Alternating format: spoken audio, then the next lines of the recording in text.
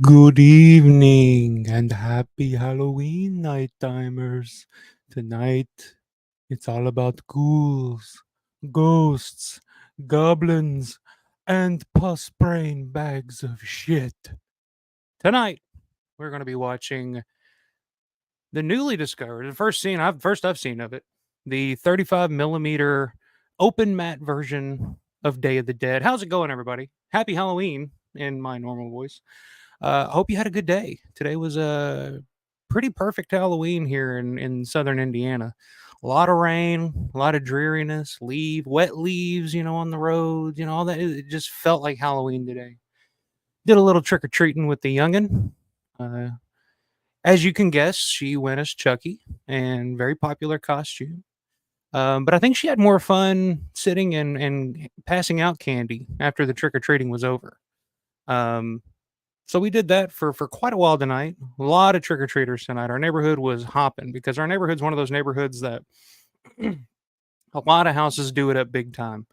Like right at the beginning, like right at the uh, entrance of our neighborhood, down this, like you take that first right. It's like goddamn Disneyland for Halloween. I mean, these people put up thousands and thousands and thousands of dollars worth of decorations. So a lot of trick or treaters. We ran out of candy for sure. We at one point my daughter loved passing out candy so much she started taking candy from her own bucket and putting it in the bowl and giving it to the trick or treaters that were coming up to our house. So that was pretty cool of her. She was just like, I just want to keep handing out candy. Um, but yeah, hope you guys had a good Halloween. Watching some good horror films. What do you guys watch on Halloween? What are your usual go-to films for Halloween around this time of year? I know Halloween, obviously John Carpenter's Halloween's a good one. Halloween 3 is a perfect Halloween season film. Phantasm. I've been just in a Phantasm mood. I listen all day today at work. Like my job, I drive around a lot. I'm in a van. I go a lot of places. So today, my main source of entertainment was the Phantasm soundtrack. I listened to that all the way through first thing this morning to get in the mood. And then the rest of the day, I don't know if you guys are familiar with Art Bell, and he used to do like a late night AM talk show called Coast to Coast, where he would just talk about extraterrestrials and aliens and ghosts and just conspiracy theories and all this cool stuff. But every Halloween he would do Ghost to Ghost, where callers would call in and tell ghost stories, that they've experienced. And that's every year for Halloween. On Halloween, I listen to an old episode of Ghost to Ghost. It's the perfect mood setter. But uh, but yeah, I hope you guys had a good Halloween. See who all's in the chat. Hope you guys are doing well. Hearst, what's up, man? Hearst Hill's in the house. Hey, Michael, miss you, buddy. I miss you too, Hearst. I miss you too. I think we got divided somewhere down the road there, where I think work was just getting in the way, because I do these streams live late, pretty late at night for some people. It's just the perfect time for me to do it. Kids in bed, everything's quieting down a little bit, and it gives me a little time to actually to get on here and focus on what I'm doing and what I'm saying. But he says, I'm at a Halloween/Dodger party. Awesome. Crossfaded as fuck. Well, that's good luck, man. If you're going to stay in the chat tonight, I think that should be fairly interesting. But yeah, crossfaded is never the way to go. But I hope you're having a good time, man. It sounds like you are. So good to see you. Ed, what's going on, man? Ed Trader Music Entertainment. Hi, folks. Just got home from a trunk or treat where I do a Jason Voorhees cosplay. This should be fun. That sounds really cool, man. Yeah, and I got Ed sent me a full rundown of his screening of Expostulations, and I want to dig into that. I really want to get into that and talk about that a little deeper. We may do that later on, depending on time. And I know it's a little later than usual, a little later starting time, but with Halloween, trick or treating, and everything, I wanted to give everybody enough time to, uh, get home and get cozy and get ready to watch a little Day of the Dead with me. Um, but yeah, man, that's cool. Jason Voorhees cosplay. I used to do Michael Myers all the time in my old neighborhood when I was younger. I was always the Michael Myers guy. Everybody knew to go to that house because Michael Myers was there, and I would just stay in character all night long. And yeah, it's fun stuff. It's fun stuff. Bonnie, how you doing, Bonnie? Good to see you. Hello. I spent the day sick. It was great. Yeah, it's a good way to spend Halloween. You can just lay around sick, watching horror movies all day. Eating candy, whatever makes you feel better. Get that comfort. Oliver 656. Hey yo, good to see you. Monster Squad for me, or Night of the Creeps. Those are two perfect ones, especially Monster Squad. I mean, that kind of runs the gambit there for all the monsters. The old, which I guess they're kind of a take on the old Universal monsters. So that's a perfect one. Yeah, Coast to Coast with Art Bell.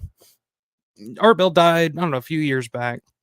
I guess it's still a show. I guess it still goes on. I think it's no, for a while there it was George Norrie, I think, was the guy that was doing it. I don't know if he's still doing it or not, but those old Ghost to Ghost episodes are real fun, like from the early to mid '90s. They're all on YouTube, so uh, perfect way to perfect way to spend a Halloween. The Zombie Historian. That's a new name. Good to see you, sir. Sleepaway Camp. That's a good one. That's definitely a good one. Um, for the Halloween time. I mean, I guess if chicks with dicks don't offend you too much these days. You couldn't get away with that movie nowadays, is all I'm gonna say. It's saying watch Beavis and Butthead, Butterween. Okay, the same VHS I've had since I was a kid. That's a good one. Here's an interesting sex. That's a good way to spend your Halloween for sure. God bless you, sir or lady. Whoever. I don't know. I can't pronounce that name. I don't speak. I'm not very fluent in Japanese. Um, or whatever. I'm guessing that's Japanese, but I fully agree with your sentiment that sex is a good way to spend Halloween for sure. Bonnie said all I could do today was listen to X-1. Okay, all right. Well, whatever you got to do to get to feel better. I hope you get to feeling better. I know my daughter's been feeling a little sick. I think it's just allergies. I think it's allergy season around here, especially here in Indiana, because it's just been windy. There's been very little rain, very windy. Yeah, what can you do? Stukas, what's up, man? Hey, what's up, dude? From me and my wife. Well, hello, Stukas's wife. Does your wife have a name, or were you just gonna do the Jack's wife thing, or Stukas's wife? That'll be the remake of Jack's wife, Stukas's wife. Bunny saying I used to listen to Art Bell all the time. Yeah, I mean, the Ghost to Ghost stuff is cool because some of the times the callers call in and they talk about their ghost stories and their experiences and stuff like that. And usually, like, if, as a listener, sometimes you're listening and you're just like, oh, this sounds a little far fetched. This sounds a little silly. But Art was always very respectable, like respectful and just very open minded, and just never he never pushed back and was like, I don't know, that sounds a little sketchy to me. He's full bore, even if maybe he was a little skeptical on some of those things. But yeah, it was a fun show. He also did that show where that guy flew the airplane over Area 51 or something, supposedly, and the airplane got shot down, like, live on the air. Like, I remember that one. And there was the episode where the guy that used to work at Area 51 called into the show because he was being chased, and he was, spilling all the details about Area 51. Um, and then, he called back like a couple episodes later, something like that, saying it was all a joke, haha. But there's always been that conspiracy. There was always that, was it real? Was it not? Who knows? But fun shows back in the day for sure. Because I think it was like midnight to 4 a.m. every weeknight or something like that. Um, but yeah, so good to see all you guys in there. The link to the movie is down in the description if you guys want to watch along. Like I said, this is the 35 millimeter um, open matte full frame version of Day of the Dead. You're going to see things in this version that you've never seen before. No matter how many times you've seen Day of the Dead, if you've never seen the open matte version, you're going to see it's going to look different. Like I don't know how to explain it. My buddy Matt Landrum, I said to him, he's like, it's just so weird because I've seen this movie 1,000 times, but when you see something open matte full frame like this, like it's like you're watching it again for the first time. Like it's a completely different experience, because you're going to see just a ton of shit like that you've never seen before. I've watched bits and pieces of it. I've never watched it all the way through until tonight, so it should be fun. It should be a pretty fun little experiment we're going to do here.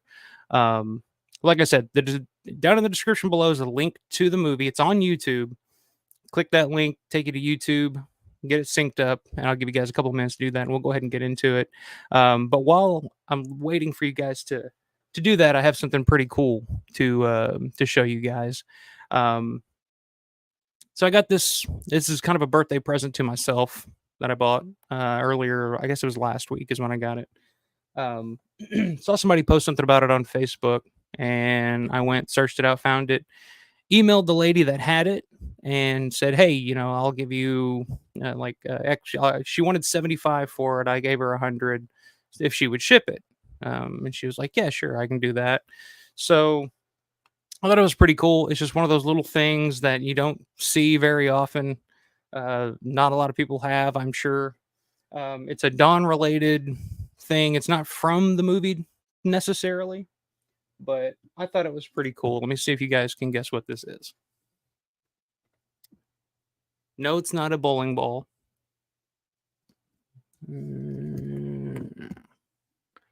It is a pair of ice skates from the Monroeville Mall, the Ice Palace in the Monroeville Mall. The Ice Palace closed in like the early 80s, I believe. And comes with the skates and everything. The woman said that they were hers as a kid. Like she used to skate at the Monroeville Mall at the Ice Palace. And she said she found this in her attic. She still had it. It's in great shape, as you can see. Like it looks like the bag's pristine. The skates themselves are, they look worn, obviously, for like 50-year-old ice skates. Let me see if I can pull one of them out and you can kind of see. I mean, it's just some one of those little funky things that a collector like me just saw and had to have immediately. Yeah, there you go.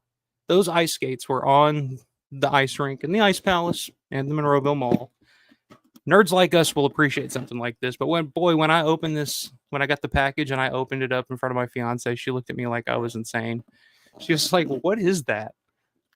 I'm like, well, "They're ice skates. I'm gonna take up. I want to learn figure skating. I want to take up ice skating." She was like, "What?" But yeah, I mean, it's just something cool, piece of history, because the Ice Palace is really one of the key um, parts of the mall that was used multiple times throughout the movie. I would say it's the Ice Palace and J.C. Penney's are like the two main parts of the mall that they used for Dawn of the Dead quite a bit. So I just thought it was cool, and the lady that sold it to me, she's from Monroeville. She still lives in the Monroeville area, in the Pittsburgh area. She's a photographer, and it was funny when I messaged her about it. It was late at night, and apparently there were quite a few people that messaged her about it. I know Larry, for one, told me that he messaged her and made an offer, and I believe I can't remember if Paul Farver made an offer or not, but I know him and Matt. When I told Matt that I got him, Matt was like, "Oh, I was wondering who the hell got that," because I guess when they reached out to see if it was still available, it had already been sold to me. Um, But yeah, when I messaged the lady, she was like, we were talking a little bit, and she was like, "Can I ask you why you are interested in my childhood ice skates?" Because it's kind of weird. I mean, a guy, some 30-year-old guy is messaging you about wanting to pay $100 for your old ice skates. And I was like, I'm a big fan of the movie Dawn of the Dead. That was filmed in Monroeville at the Monroeville Mall. And it's just something like us when you're us diehard Dawn of the Dead fans, we salivate over stuff like this. So, and she was like, "Oh, that's cool." I was just wondering because like I've had a couple of other people like right before you messaged me, right after you messaged me, ask me about the skates, and I was just like, why are all these 30, 40, 50-year-old guys messaging me about my ice skates from when I was a kid? And so we talked about the movie, talked about Pittsburgh. Like I said, she's a photographer. She sent me a couple of her photos that she took of Pittsburgh from like the 70s. I know she had a picture of that she showed me a photo that she took of the Pittsburgh skyline at night on New Year's Eve, 1978. And I was like, wow, that's pretty awesome. But super, super nice lady. She just packed it up, sent it right away. And so yeah, I told her, I was like, if you've never seen Dawn of the Dead, you used to spend your childhood days there at the Ice Palace. So watch Dawn of the Dead. Like it'll bring back some good memories, especially from that time period, because I guess that's the time period, the mid to late 70s where she was at that age where she would go and skate and visit the mall and stuff like that. So shout out to her. Her name's Peggy. Thank you, Peggy. You made my day, my birthday. Um her saying, "Thank you, Michael. I usually watch the best episodes of Tales from the Crypt on Halloween. That's a good one. My favorite line from Dawn of the Dead: bang your head, or bang your dead." Okay, from Day of the Dead. When people put DOTD, my brain automatically goes to Dawn of the Dead. I know we're watching Day of the Dead, but when I see DOTD, because my on AOL Instant Messenger back in the day on AIM, my my screen name or whatever it was called. What the hell they used to call them back in the day? I'm just gonna say screen name, but it was Peter Dotd because I was young and a huge fan of Dawn of the Dead, and I loved the Peter character. So, um, but yeah, that's a good one. Tales from the Crypt. That's what I grew up on. Like when I was a kid, like because that was when that TV show was hot in its initial run. Thank you, Zombie Historian. Appreciate it. Her still saying, "What? That's fucking badass. Kudos to you." Yeah, I thought it was pretty cool. I mean, for like diehard nerds like us, like for most people, it's just like an old pair of skates. But for the diehards like us, I mean, especially like just in this good of condition. I mean, this thing's at least 50 years old at this point, I'm sure. Um, and it's still, just great condition. I don't know what the hell I'm going to do with it, but because the skates don't fit. I mean, we have an ice rink here in Evansville, but skates don't fit. But whatever. Um, but it was just something cool to have. I had to have it, and it was just a little birthday gift to myself. So, um, very excited when I got that. So, all right, you guys ready to get this show on the road? We'll get Day of the Dead rolling here. Like I said, to watch the version that I'm watching, you can watch whatever fucking version you want to watch. You want to watch the Blu-ray, the DVD, the VHS, whatever you want to watch. But the version that I'm watching is the 35 millimeter open matte version, which was just put on YouTube like maybe a month ago. Like it's the first time I've ever seen it before. Um, but the link is down in the description. If you want to go ahead and get it synced up, we'll go ahead and get it rolling here. I'll give you another minute or so, and we'll get this puppy on the road. So we're not here all night. And a big shout out, like while we're waiting for everybody who wants to watch. Big shout out to John Vulo again for hanging out with me this last Sunday night for almost damn near 4.5 hours. That was a great conversation. I was eating that up. I don't know, like I could listen to that guy talk for hours. Obviously, just so much information, so much knowledge. Just a cool dude. I had a really good time doing that. I'm gonna definitely get him back on the channel again because we were just scratching the surface. There was so much more that I wanted to talk to him about, so much more I wanted to ask him about. But it was just great learning about the latent image days between like vanilla and the crazies and some of the politics that were going on at that time. And um and especially seeing some of the rare, like I'd never seen that photo before, the behind the scenes photo of Night of the Living Dead, the color photo with George and Judith Ridley and Paula Richards. I mean, that was insane. Like when he zoomed out on that and showed the full picture, like I about fell out of my chair. I don't know if it came through across or came across on the stream or not, but I about fell out of my fucking chair when I saw that. So like I said, it's 4.5 hours. It's a long stream, but check it out if you haven't checked it out yet, um, because there's a lot of new information, a lot of good stuff in there, and it's just interesting to find out how he goes about tracking down these people that have been lost to time for the last 56 years or whatever it's been, and letting finding these people and bringing them in and find out who these people were. I mean, it was cool finding out um, that Thomas Ashworth, I believe his name was, if I remember correctly, um, or Ashwell. I'm sorry, I had it written down over here on the card. Um, but apparently, like he was a big time theater actor. Highly respected by guys like John Amplis. I mean, just really cool stuff and stuff we would have never known unless somebody like John would have gone out of his way to track these people down and find out this information. So super, super cool. Thanks again, John. I appreciate it. It was a whole lot of fun, man. I appreciate it. Um, but all right, let's get this sucker on the road, or the show on the road. This sucker on the road. Show on the road. Whatever the word is. Uh, Shit. How do I get out of this? Trying to get my screen set up here, guys.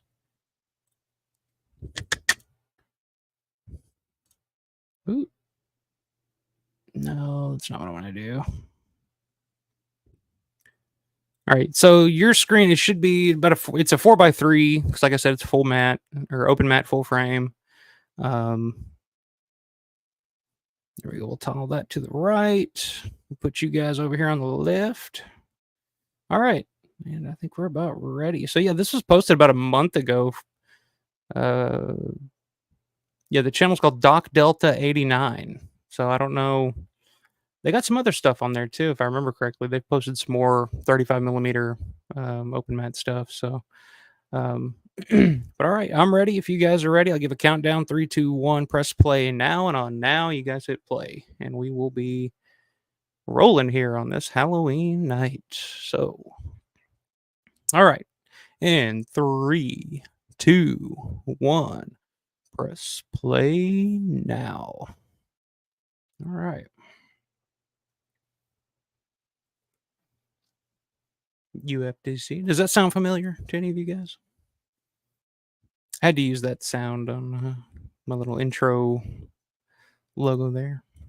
So as you can see already from this first shot, if you look at the top and the bottom of this, top and the bottom of this frame, you can see more than you've ever seen before. I mean, you can see where the floor breaks down at the bottom there. There's Lori Cardille, who was actually just recently announced for Living Dead weekend this year, or next year, I'm sorry, for the 40th anniversary of Day of the Dead reunion.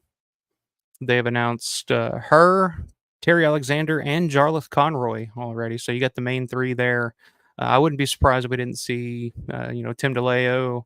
Howard Sherman would be a good one. I don't remember. I don't think he was there, if I remember correctly, in 2021 when they last did the Day of the Dead reunion. I don't think Howard Sherman was there, but I think I would love if they were to get him for next year.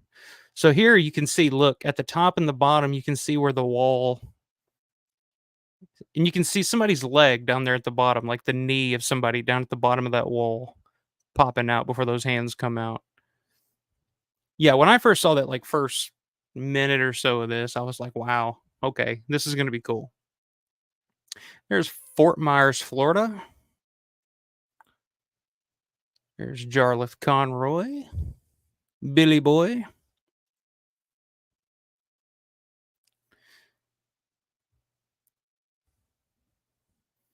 Terry Alexander, who Terry Alexander actually does the voiceover work on the new Expostulations short film or whatever it's going to be, whatever the end product of that's going to be. Like I said, Ed Trader, Music and Entertainment, um, actually viewed a screening of that with Matt Blasey, Russ Striner, Gary Striner, and Suze Romero, I believe, and sent me a whole detailed email about the experience, what he thought of the movie, what the movie was, and some pictures. So we'll definitely get into that. Um, like I said, I don't know if it'll be tonight, but I do want to kind of dedicate some time to that because I think it's an interesting topic of what's going to happen to that film. Um, is it going to get any kind of physical release? Is it going to be just who knows? It's only about what 30 minutes long, Ed. So I don't know. But they flying into Fort Myers here. I always love the look of Fort Myers. I love it's like beautiful sunny beach. You get the palm trees there, but it's just completely deserted, desolate.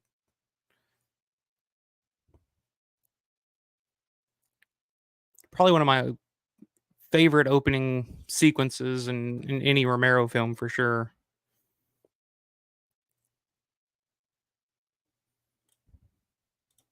40 Alpha, who knew? Her saying, I hated Miguel, what a pussy.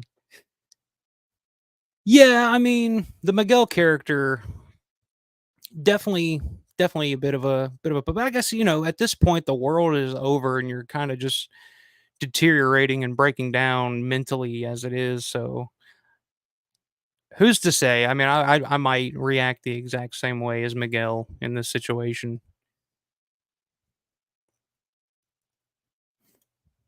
Hey, what's going on? Good to see you. Nilak Yor, if I'm pronouncing that correctly. Nilak Yor, however you pronounce it. Correct me if you feel. Appreciate you stopping in, hanging out. They always point out this alligator here. You can actually see the mouth tied off so it doesn't, I guess attack and kill anybody on set.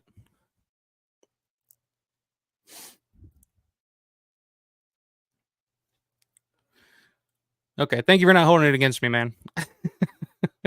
I'm just a hillbilly from Western Kentucky. Now living in Southern Indiana, so I do my best. I do my best. And first appearance doctoring, and I will say the first thing that really stands out about this, I mean, watching something a 35 millimeter transfer like this, I mean, it looks great. I mean, this isn't a 4K. This isn't, high resolution, quote unquote, as we would call it now, but it does look beautiful.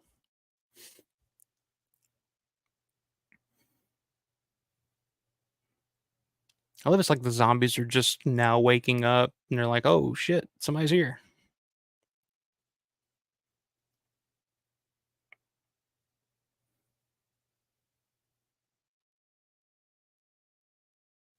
It's interesting. Like, is there a better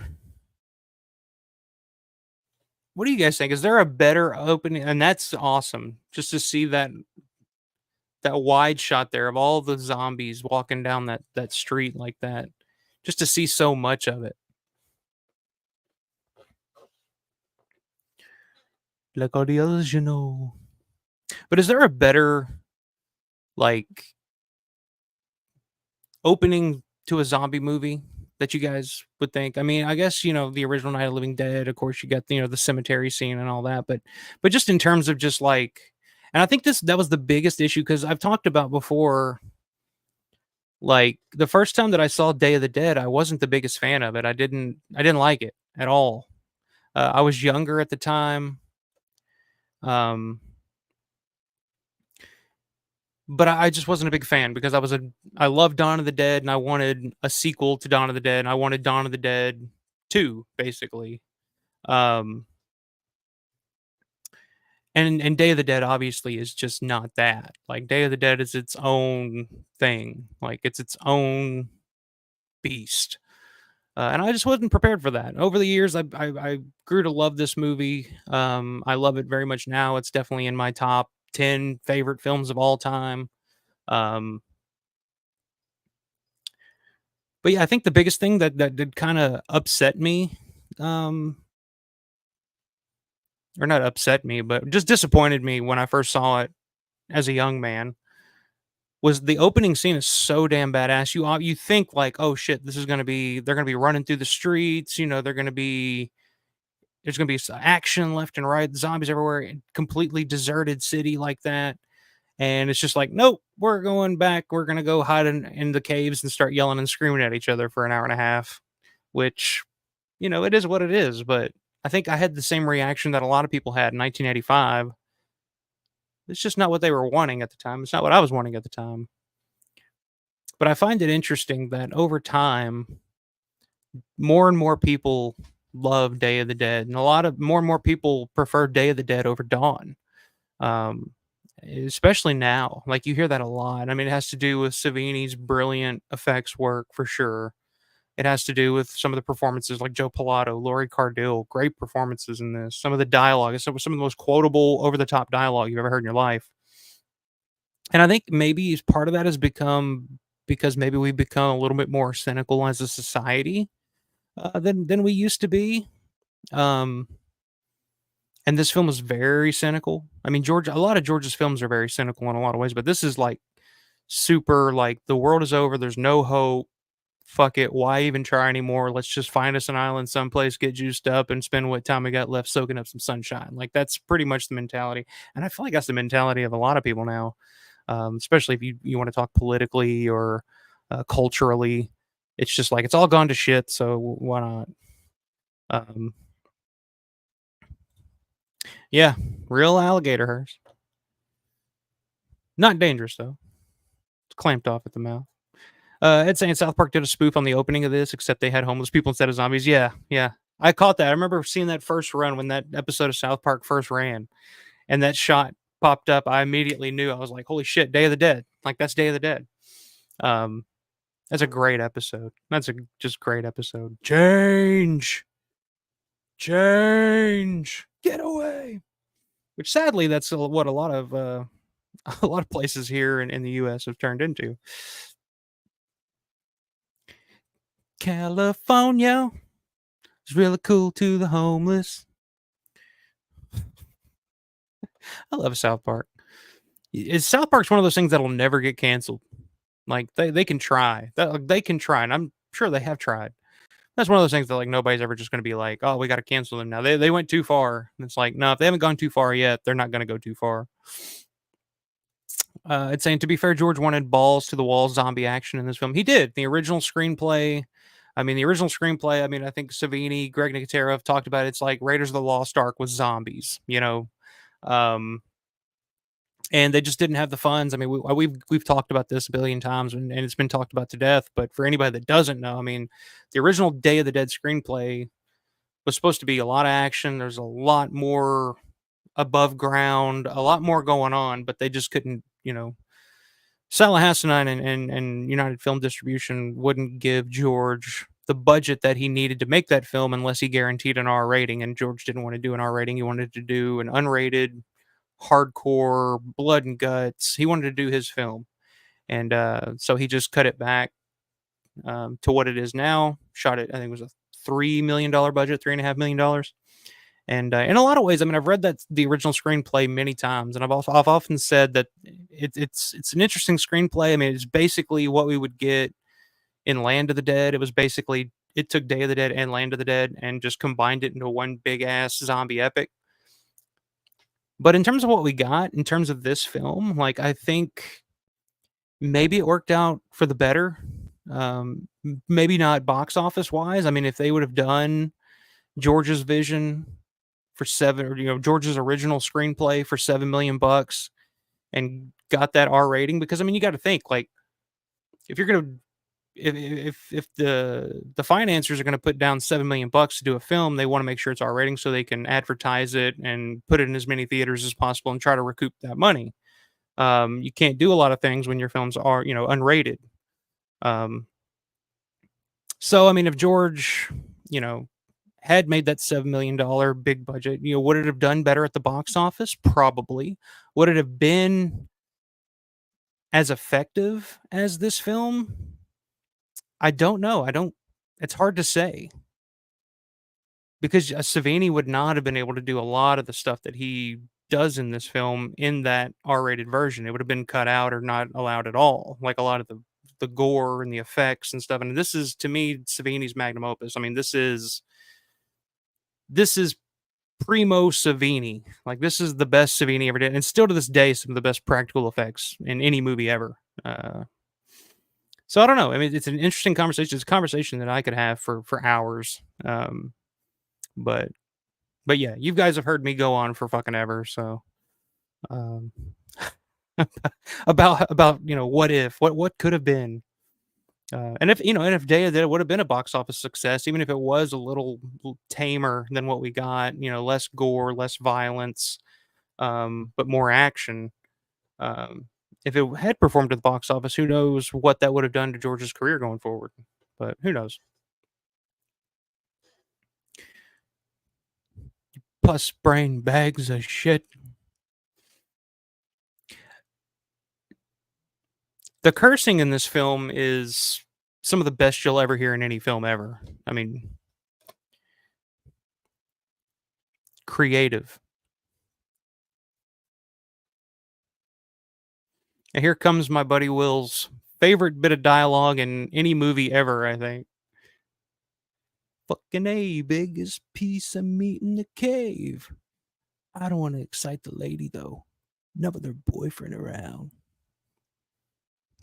I can quote this entire movie. It's so quotable. Means you're a caveman, asshole. You're a fucking throwback. This is a great Ralph Morero. Died way, way too young. Would have loved to have met him. Would have loved to have seen him at a Day of the Dead reunion. And the fact that Gary Clark is no longer with us. I never got the chance to meet Gary Clark either. Although Dead Pit did a fantastic interview with him. They laugh about it all the time because it's basically Gary Clark going on and on about his pretty much telling his entire life story in about a 2.5 hour interview where Dead Pit really didn't get to ask much. He just kind of took the ball and ran with it. They laugh about that a lot, but I mean, for hardcore Romero fans like us, hardcore Day fans like us, like it's a gold mine of information. Just a lot of stuff you never really heard and talk about before. And just by all accounts, just a sweetheart of a guy. Lori Cardille talks about him in just the highest regards. So I hate that I never got the chance to meet him.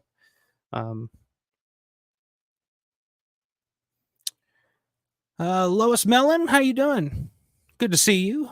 Hey, hope everyone had a happy Halloween. We sure did. Love your channel. Stay scared and all the best. Well, thank you very much. I appreciate you stopping in. Absolutely, everybody. No matter what, you can live your life how you choose, but at the end of the day, always stay scared. Ed saying, I've always wanted to ask Richard Rubenstein why they did reach out to Argento, why they didn't reach out to help. All right, let me rewrite. I've always wanted to ask Richard Rubin because I see right here you got your correction. So let me try to put that correction in there. I've always wanted to ask Richard Rubenstein why they didn't reach out to Argento to help with the financing, giving him Italy/Europe like Dawn. It's good. I mean, I think it was in the contract that they signed with Salah Hassanein, because Hassanein is the one that distributed Dawn in the U.S. And with that distribution deal, that came with the 3-picture deal. Where one had to be a sequel to Dawn of the Dead, which would be Day of the Dead, and the other two were Creepshow and Night Riders. So I don't know if that would have been contractually available to Rubenstein and George. But yeah, I mean, that's an interesting thought I've never really thought of before. Because Lord knows, I mean, Dawn of the Dead made Argento, a pretty penny overseas for sure. That's a good point, though. I never really thought about that. But if I were to guess, I would guess it has to do something with the contract that they had signed with United Film Distribution. Screaming in the caves. Yeah. But think about it. I mean, you would think like, oh, that's over the top, and like who would do that? But literally, the world has ended. Like you, as far as you know, like those people in that cave are the last ones alive on Earth. So yeah, at that point, I probably would just be howling and screaming and hollering and acting a damn fool most of the time anyway. Because again, why not? Zombie historian says I taught zombie films at Florida State University for 2.5 years. That's pretty cool. The students were more familiar with Day than other Romero zombie films since it was in Stranger Things. Yeah, that's true. That's pretty cool. So you taught zombie films at Florida. That's pretty damn cool, man. Um, yeah, Day, like I said, Day's popularity has definitely grown over the years for sure. Um, but yeah, caveman all have big dicks. That's right. I'm a caveman, asshole. That's my next shirt that you can get over at shop.alpharomero.store. I'm gonna just have a shirt that just says "I'm a caveman, asshole." And for those that you know, those of you that know, you know.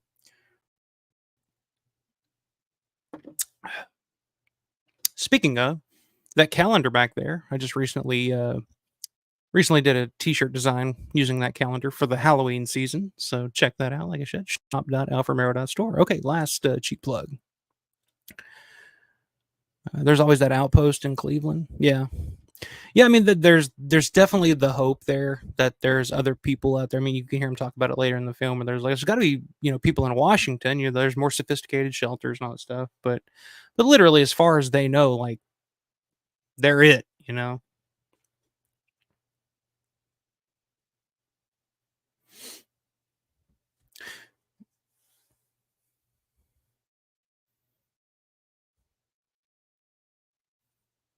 It's a really good performance from Anthony DeLeo here.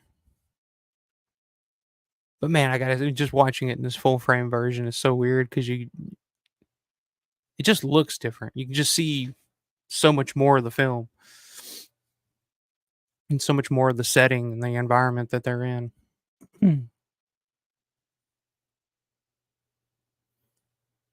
John Amplis. And I'm a huge John Amplis fan. Everybody knows I love Martin. Martin's one of my all-time favorite films, period. I think it's just a classic indie 70s film.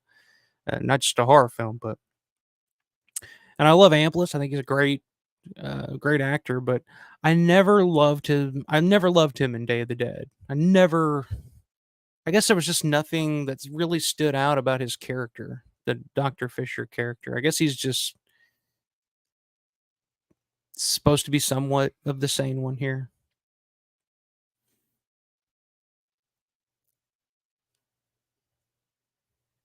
And the great Joe Pilato. Another guy I regret never meeting or never talking to.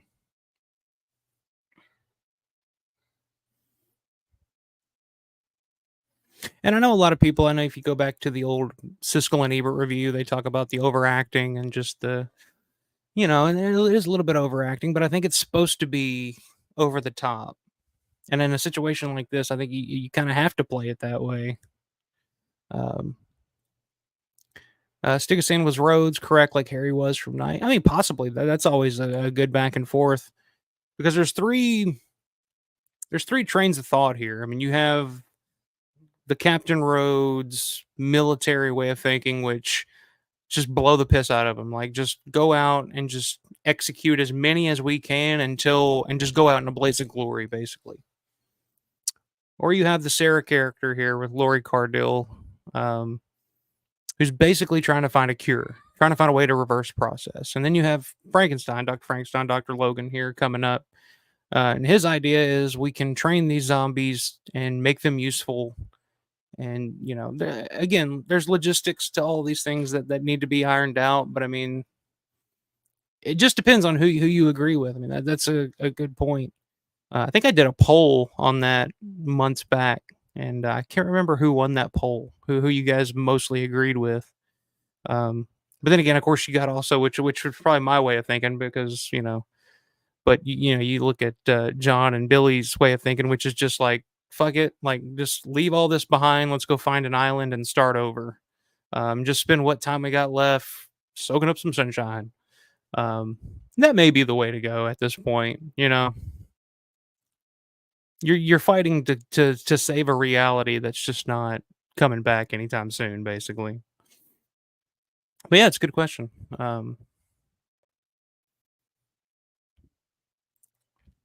But I think just the overriding conundrum that any character in a Romero zombie film faces, and Romero captures this perfectly, and especially his original trilogy, is you can't beat death. You can't beat death. Like, no matter what, we're all gonna die.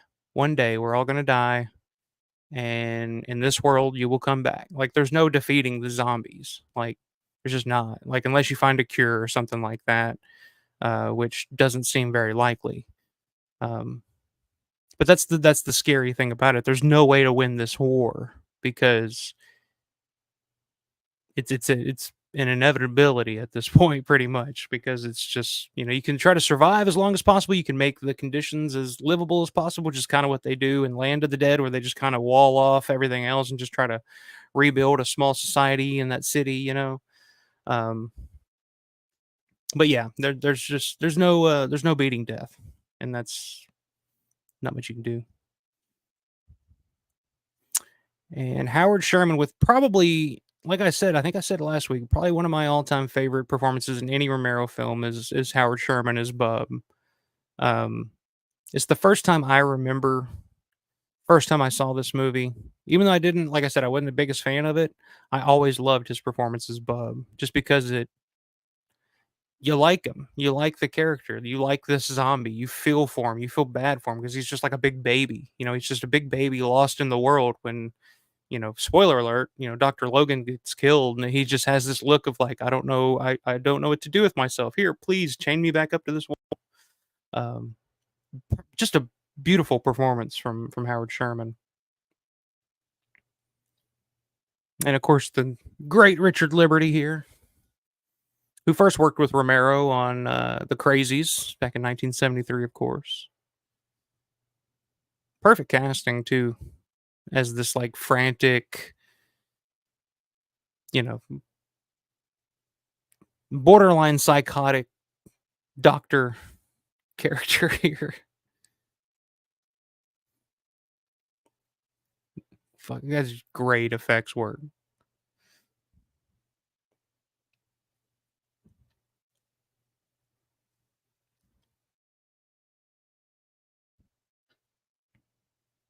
One of these days, I don't know when it's going to happen. It's something that a lot of people have asked for and talked about for a long time. But one of these days, when Day of the Dead finally does get a 4K, you know, a 4K treatment from somebody, I don't know who. I would guess Scream Factory, since they did the Blu-ray. But whenever it does get that 4K transfer, when I guess, I don't know. The story is they lost the original camera negatives and some of the sound elements, but I've heard recently that they have been found. I don't know if it's true. It's just a rumor. I've just heard it from a couple of different sources that the film elements and whatnot have actually been found. The original camera negative for Day of the Dead. Um, Actually, I think I heard that it was actually found. They found it in like South America or something weird. I don't know. Like I said, it's all just rumors. Um, but I'm very curious to see when Day of the Dead does get that 4K treatment, how well the practical effects hold up to 4K resolution. Because as much as I love The Thing, John Carpenter's The Thing, and it's, to me, The Thing is right up there with Day of the Dead in terms of just practical effects. Um, in a completely different way. It's more of like a creature film more so than a gore film, I guess. Um,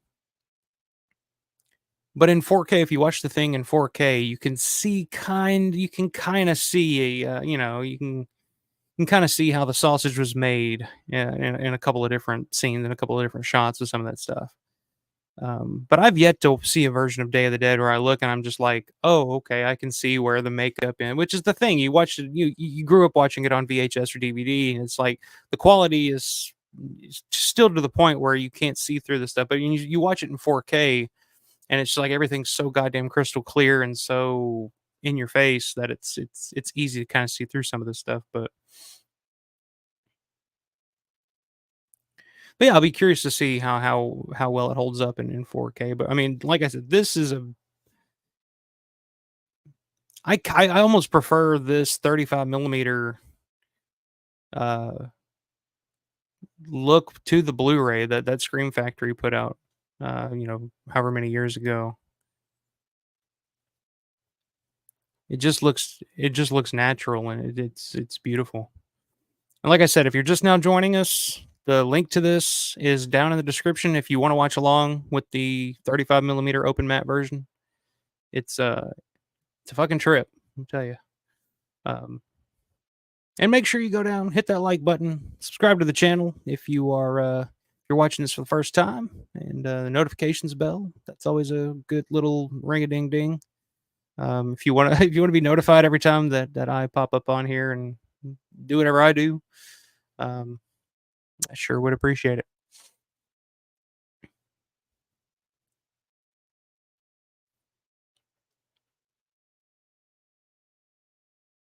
Well, your best isn't good enough, asshole. I use that quote a lot. I'm doing my best. Well, your best ain't good enough.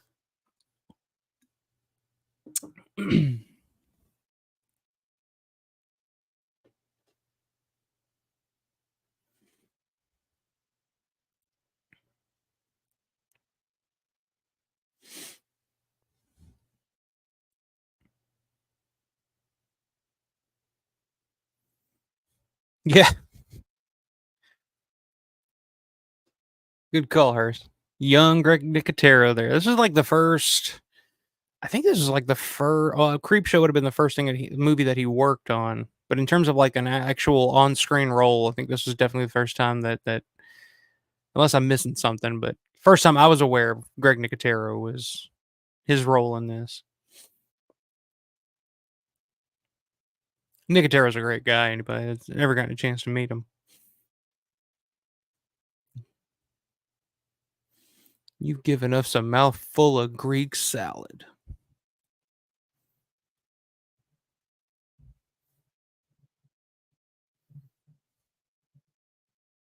She got herself an honest to God dick. Like the dialogue in this is so insane. Like it's so not.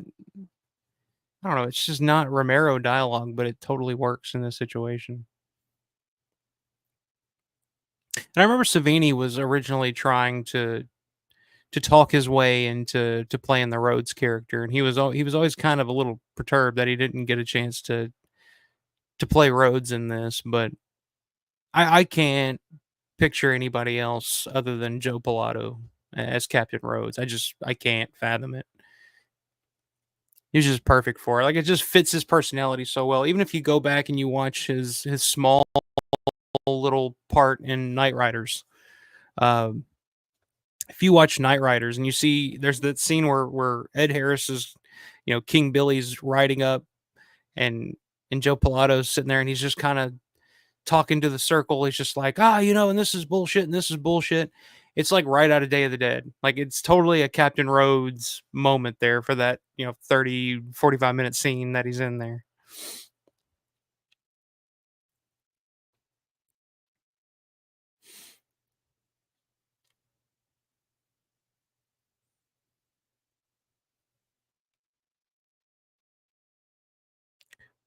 Four.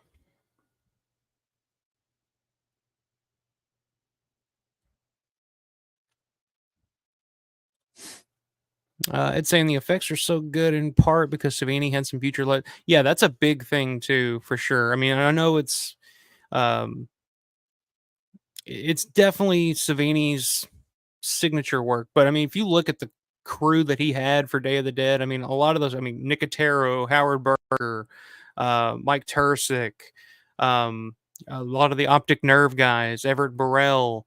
Um, I mean, it was just an all-star cast of effects guys on this crew that made this shit happen.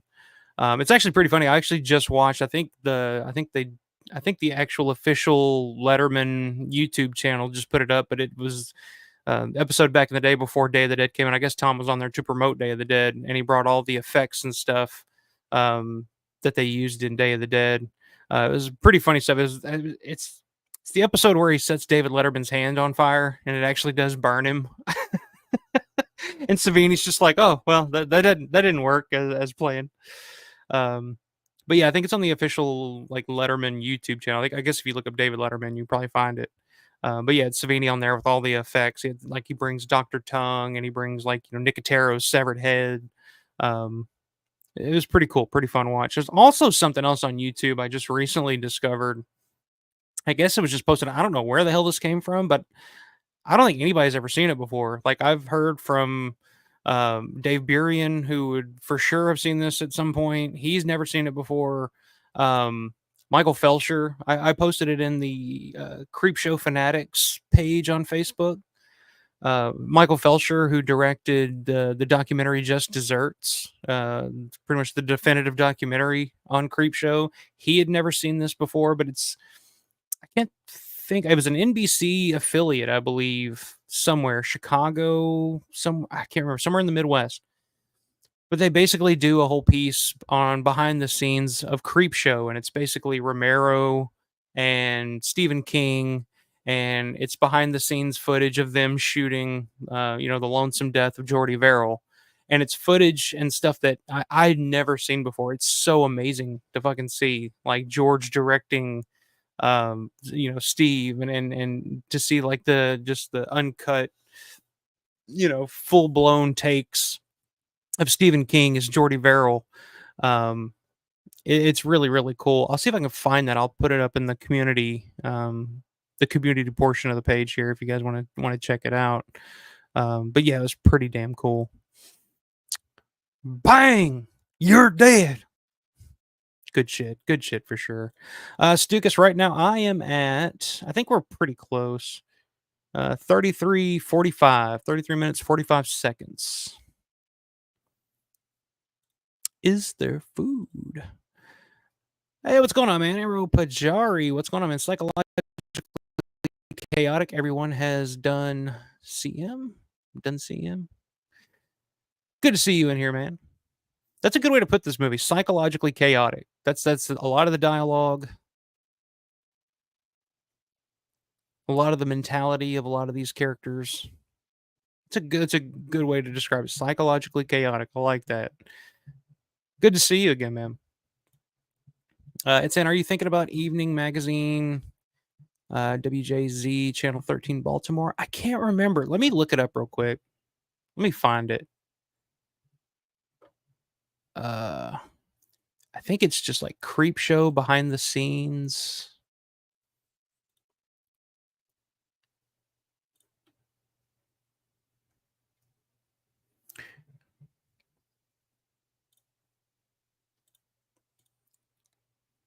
I can't fucking search anything right now. Hold on, I'm gonna look it up real quick because like I said, I just posted it on that Creep Show Fanatics page on Facebook. And like I said, nobody had seen this before. One sec. So it says NBC Network today, Creep Show behind the scenes with Stephen King, George A. Romero. Let me see if it has any more description than that.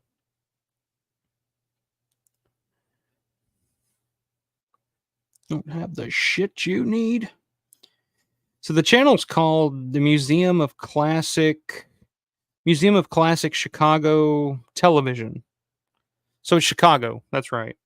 So yeah, the Museum of Classic Chicago Television is the channel that posted it. It's posted about 2 days ago. Like I said, I'll share this here real quick.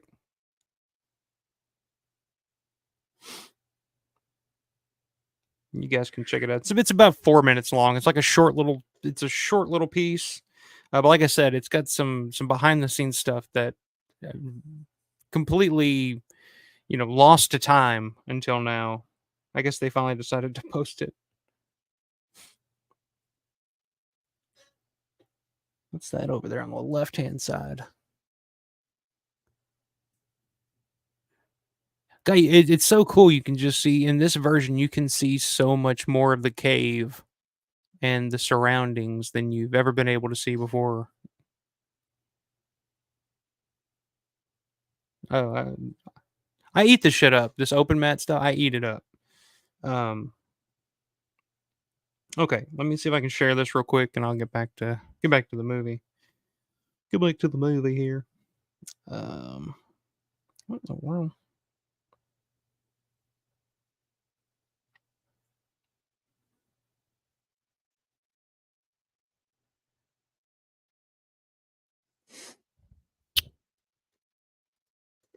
Okay, all right, we got the full comment here. Psychologically chaotic. Every character is crazy, but they all only think the others are losing it in a different way. Even the calm doctors are stuck on a now meaningless puzzle. Yeah, very, very, very good description there.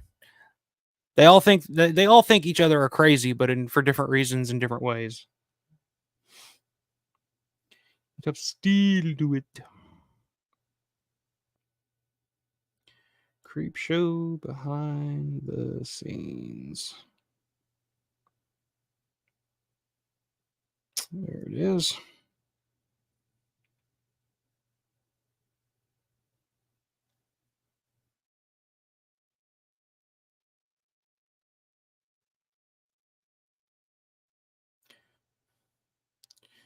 Tonight. Oh no, I'm making a post, guys. Sorry. I'm doing a lot here. Hang on.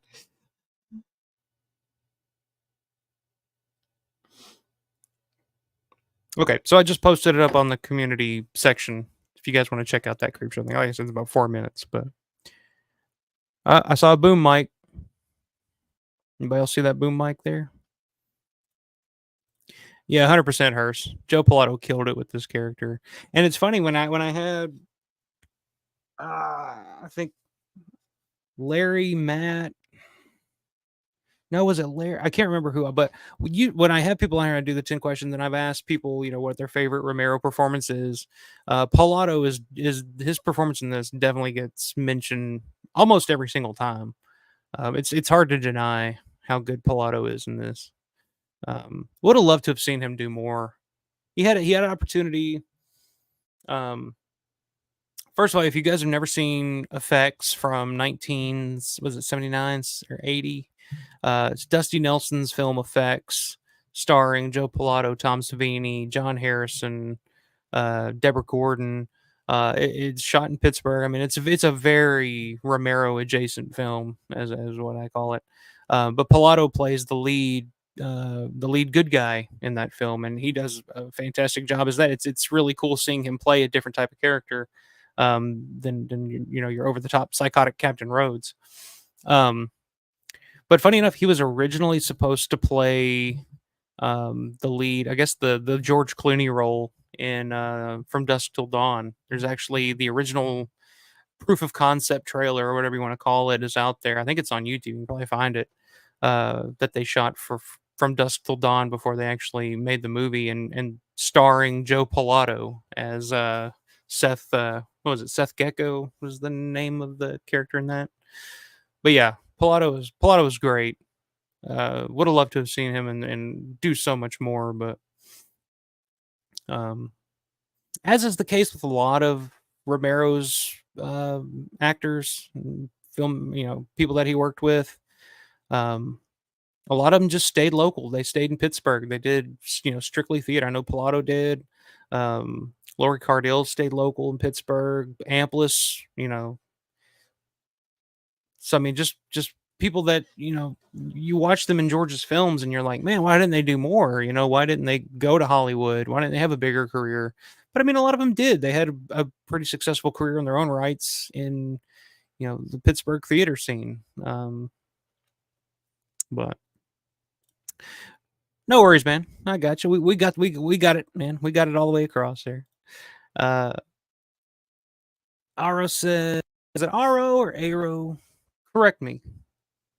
Uh, I heard they all got mildly sick because of being in damp cold for so long, filming down in those caves. Yeah, that was a constant thing. They always talk about, and when you listen to them talk about in interviews, it was just being in that dark cave. I mean, you're getting no vitamin D because you're barely seeing the sun, because they would go, they'd get up early in the morning before sunrise, go to the mines, go down the mines, film all day, and then by the time they left the mines, it was dark again, so they didn't see sunlight, for who knows how long, days at a time. Um, so that on top of being down in that, the dark, dank, cold, yeah, they were all pretty goddamn sick. And of course, breathing in that I guess it'd been limestone dust or whatever would be down there.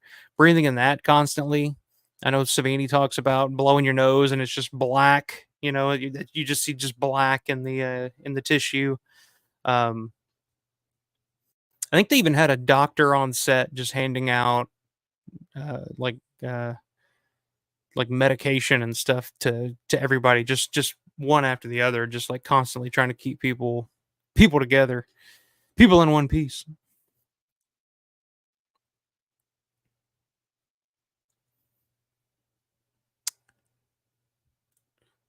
You saw it too? Awesome. Are you talking the creep show behind the scenes? Yeah, it's pretty damn cool. Highly recommend checking it out. Like I said, I put it up on the community page so you guys can check it out after we're done here tonight. Hearst says Alpha explained to me why the soldiers were fighting each other when Lori was passing by. My interpretation was always that it's just boys being boys, that type of thing. They're probably drunk, got into a fight over any little thing. I mean, again, we're talking about people that are stuck in a cave with the world ending around them, surrounded by flesh-eating zombies. You mix that with a bunch of, you know, meatheads. You mix that with alcohol and God knows what else.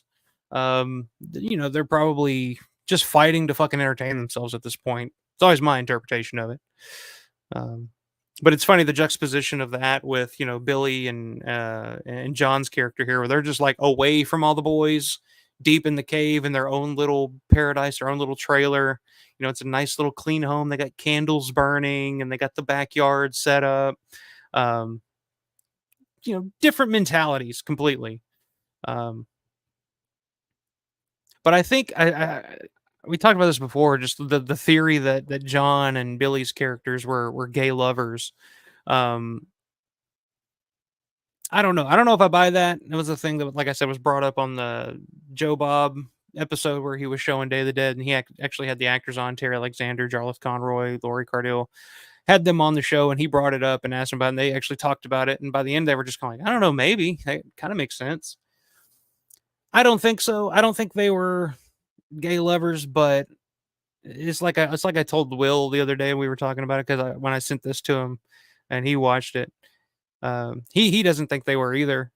But like I said, it's gonna be a long winter. Um,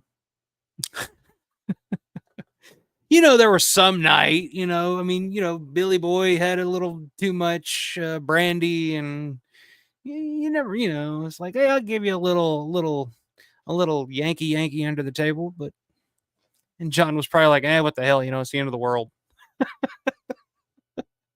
Anyway, uh, oh, the boom mic. Saw not one, but two boom mics so far. Yeah, that's the thing about the open mat. You can see the boom mic, especially in like the Dawn of the Dead full frame version that's on YouTube. Uh, yeah, fuck it. You can see at one point Robert Williams entirely holding the boom mic off to one side of the film there. No problem, Hearst. It's what I'm here for. It's what I'm here for, man.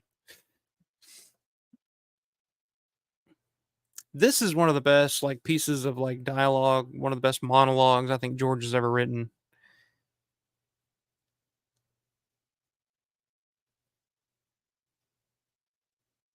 And I kind of always it took me a while to figure out what the hell he was saying because Terry's putting on, and Terry Alexander's not Jamaican or whatever, but he puts on that heavy Jamaican accent, and it was it was kind of hard to interpret some of what he was saying to me at certain points when I first saw this movie. Um, but what he's saying makes total sense. It's like we've built this reality, not to get too deep into it, but us as humans, the human race, we've built this reality, we've built this world based on record keeping and charts and all this shit, and it's just like none of that really matters in the end when the world that we've created, the reality that we've created in our heads has been destroyed by this otherworldly thing, where the dead are coming back to life and eating the living. At some point, maybe you should just move off to an island and start over and forget about, Super Bowl champions and, you know, records and all this other shit. I don't know why I said Super Bowl champions, but you know what I mean. Like stuff that we make out to be a big deal in our lives, or not really when the shit hits the fan type of thing. I don't know. It said Roger Avery said they should have sent a few hookers down there with them. Yeah, I mean that would make sense. And it's amazing to think that Lori, that the Sarah characters, um, wasn't attacked, or wasn't a little bit more of enticing to these soldiers. But she's a pretty tough broad. I mean, I feel like Lori could have handled herself for sure. Um, but I mean, they kind of insinuated, I guess. But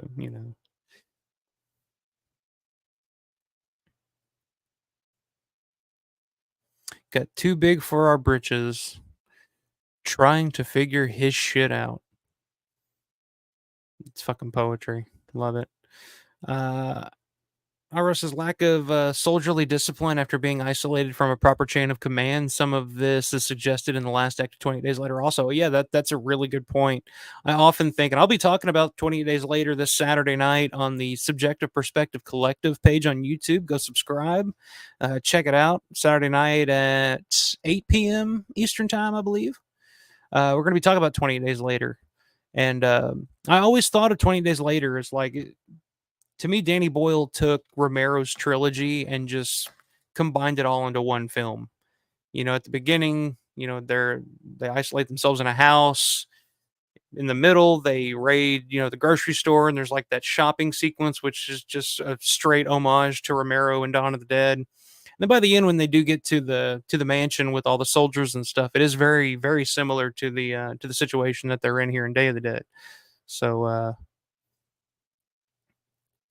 but yeah, we'll be talking about 28 Days Later, Living Dead at Manchester Morgue, and Zombie 3 on the Subjective Perspective Collective page on Saturday night, the Eurocrypt podcast. So check that out. It'll be me, Dirk, and Darren.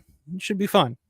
So, except we all know British soldiers would never behave poorly. Yeah. Very well behaved, very gentlemanly are those British soldiers.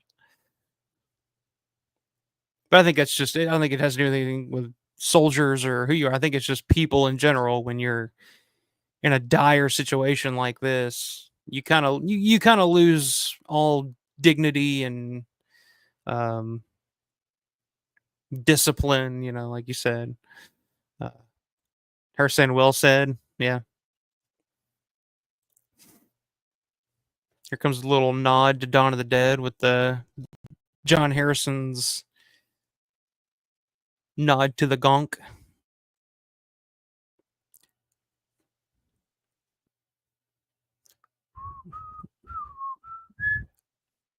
Which I never picked up on for years until like later on, like watching this movie. I was like, oh, that sounds from. Oh, that's what that is. It's the fucking gonk. Which I know a lot of people, and it's really hot or cold. Like last week, talking, or last Sunday, talking to John Vulo said that he was not a fan of the Day of the Dead score that John Harrison produced. But previously, when I think I talked to Matt, um, it was his favorite of all Romero. So it's really polarizing. The John Harrison score on this, I always fall into the category as I love this score. I'm a big fan of this, but it's like I said, it's always been very polarizing because of some of I guess the tropical vibes to it sometimes. But I think for the most part, that yeah, there's some iffy parts. But I think for the most part, I think it's a pretty brilliant score from John Harrison, who of course did Creepshow previously, and those are just two back to back, just bangers of horror soundtracks, all time classics, as they say. Hey, no worries, man. Just having a laugh. You're exactly right. That's a good point, though. I mean, in terms of I don't know. You give. I grew up, 15, 20 minutes down the road from Fort Campbell, Kentucky, So I grew up around a lot of GIs and soldiers, and I know the mentality. You go to a club and you're surrounded by a bunch of GIs. It's a lot of machismo. It's a lot of, you know, and you put all that in a room with a bunch of alcohol and mental issues, and good fucking luck. You know what I mean? It's not really explained what Sarah was trying to do specifically. Yeah, that's a good point. I mean, Logan pretty much, I mean, he just kind of hints at it, saying, you're trying to reverse the process, you're trying to find a cure to the problem, which I guess is what she was doing. But it's funny. I think I remember. I think it was Eric Kent on WGON radio, because I think Eric's not the biggest fan of Day of the Dead. Um, but his biggest gripe with the Sarah character is, I think his quote is like, "What the fuck is Sarah doing anyway?" It's like, we understand what Logan's doing, we understand that what he's trying to accomplish, we understand what the soldiers want to do, but what the fuck is Sarah doing? She's just, it's like, it's a good point. They don't really ever go into it explicitly. Um, but I'm guessing she's just trying to find a way to reverse the process, reverse, the reanimation part of it, I guess. But again, I'm talking all over this wonderful performance here from Howard Sherman.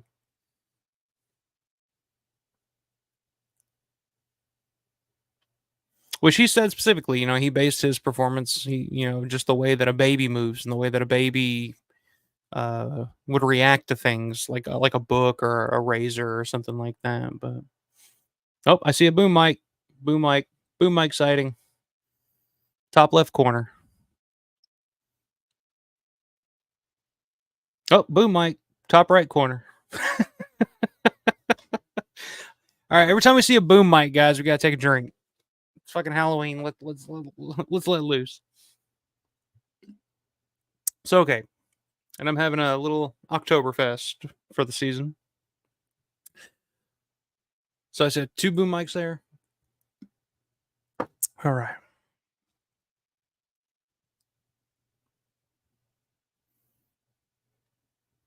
Now, if I'm not mistaken, in Romero's universe, this is the first time we hear a zombie speak. The only time, maybe. Although there is, I believe Synth was the one that brought up the point that um, when Dr. Logan takes away his earphones, you can kind of hear him say, "I'm not finished." It kind of sounds like he's trying to say, "I'm not finished," like he's not finished listening, but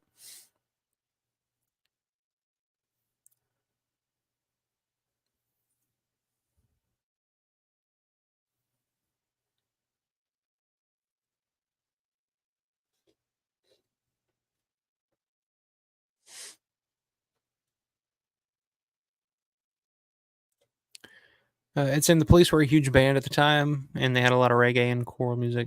Yeah, that's true. Oh, yeah, that would make sense. I mean, the police at that time were definitely a pretty big deal.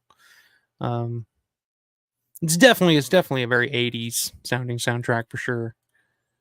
Stuka saying, "I'm fixing to wine and dine my wife, hopefully 69 or 2, fellas." Hell yeah, man. Get nose deep in that. In that. That's what you gotta do. That's what you gotta do. It's the perfect way. Like old boy said earlier, like best way to spend a Halloween. You know what to do.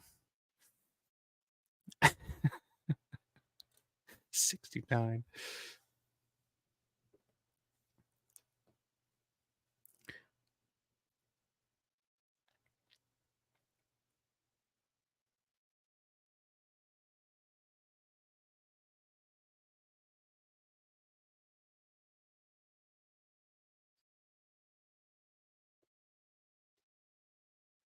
That seems like a bad idea, teaching zombies to shoot. I don't know.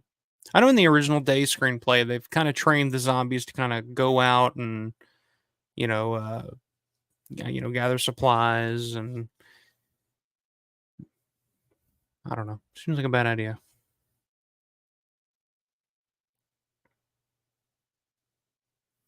I love the relationship between Dr. Logan and Bub. I always found, I don't know, endearing. Like, Dr. Logan's a complete fucking psychopath, and when we find that out, near the end of the movie, that he's completely lost his mind, You still feel for him, like, because he is kind of the mother figure to Bub at this point. He kind of has an affection for this zombie. It's just the shit that's supposed to knock our socks off. Another quote that I use quite often. Her says, "When Bub salutes Rhodes, the laughter just kills me." Yeah, it's one of the best laughs in any movie ever's steal. That hyena laugh, it's perfect for him. It's saying Pilato is what the principal in the Breakfast Club would be if he had a gun. Yeah, that's a good one. That'd have been a piece of casting I would have liked to have seen. Joe Pilato in the Breakfast Club as oh, what's the dude's name? I can't think of his name off the top of my head, but all right, now we're about to get on to some zombie flesh munching here.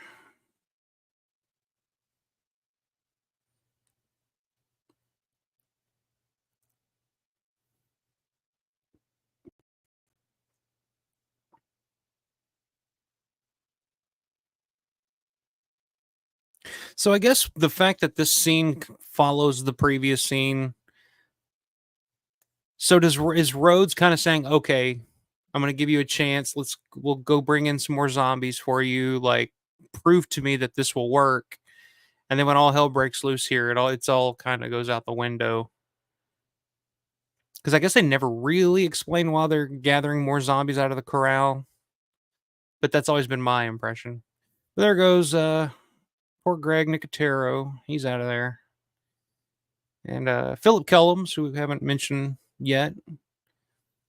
His great death scene here.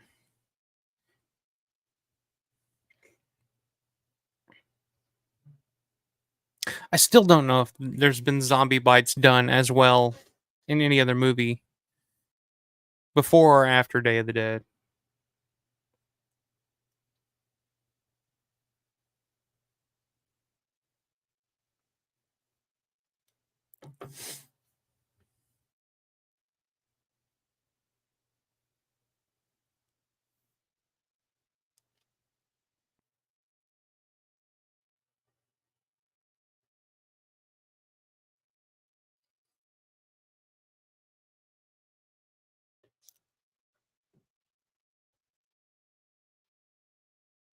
You can see Steele's heart a little bit there.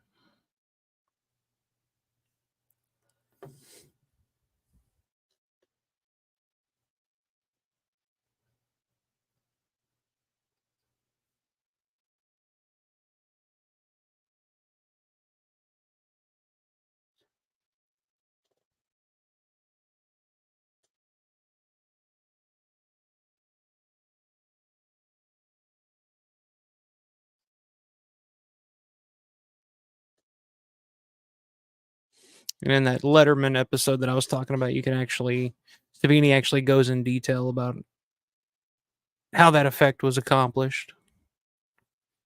Just pretty crazy to think like Savini was kind of a regular on late night Letterman back in the day, because he did quite a few appearances on Letterman back in the day.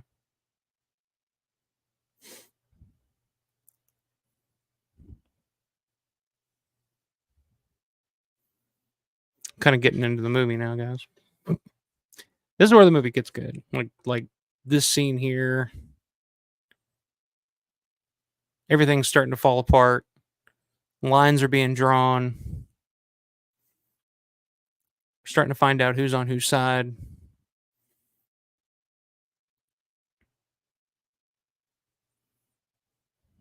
Good shit.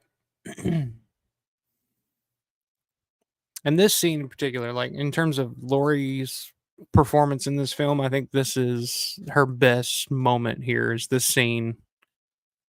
She's kind of been pretty good about keeping it all together up until now. But she's just at her wit's end at this point. It's I always thought there could have been a deleted scene between Logan and them gathering more zombies. I think Roger Avery in that commentary for Day of the Dead I guess had a dream, swears up and down that there's a scene where Logan comes back for the dead and is, walking around and he passes Bub and they kind of share a look or something like that, which has been pretty cool for the movie actually, but I don't think they ever shot that. Not that I ever heard. I think everything that's in the movie is most of what they shot. Like pretty much everything they shot's in the movie. Like I don't think I've seen too many. I don't think I've seen any like deleted scenes or extended scenes or anything like that. Um, they were pretty on schedule in terms of their shooting on this film. 100% agree, Hearst. Practical effects, I take over CGI. Yeah, CGI is terrible.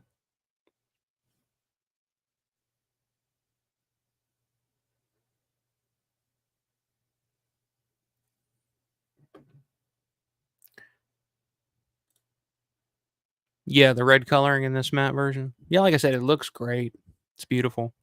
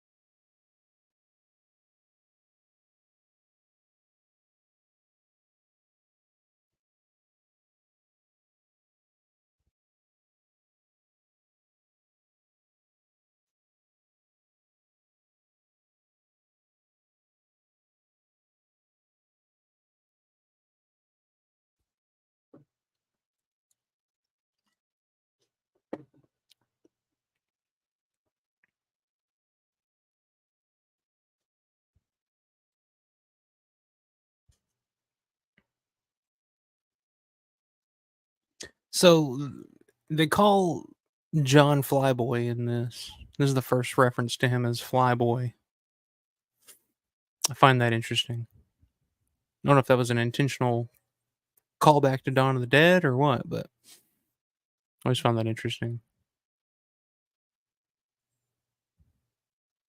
This is the scene where this is Lori's peak of her performance in this movie for sure.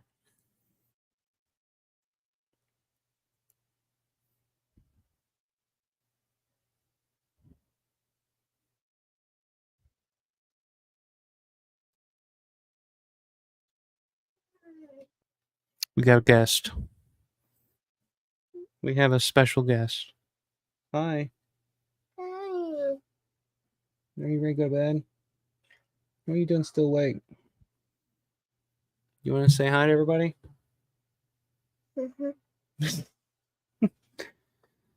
This is my daughter Everly. She's not in bed yet, even though it is 11:30 at night here in Indiana.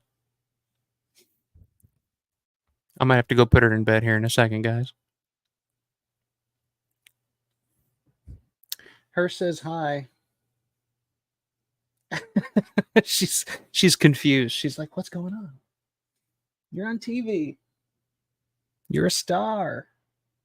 Were you Chucky tonight? Yeah. Did you pass out Halloween candy? Mhm. Did you get some Halloween candy? Uh-huh. Uh-huh. Did you go trick-or-treating? I did. What does Chucky say? I know. You know. Mhm. Say, I'm Chucky. Say, hi, I'm Chucky. Wanna play? You gonna pick your nose? You're gonna pick your nose in front of everybody? Bonnie says hello. Oh, my. Oh, I got my belly. We've had a run-in, folks. I know it there. It's a good point, Ed. Kaufman calls Cholo a yellow spick bastard in land. Could have been a callback as well. Or either that or George just loved that terminology. I know it. Everybody's having a blast looking at herself on TV because I got the playback playing on TV back here so I can keep an eye on things.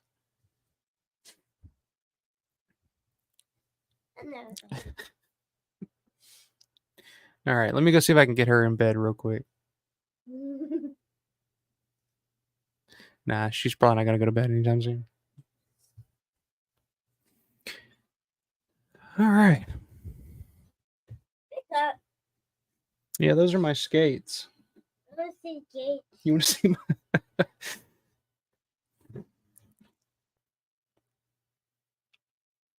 Oh gosh, Shop UK my alley. Okay. Hey, you need to be in bed.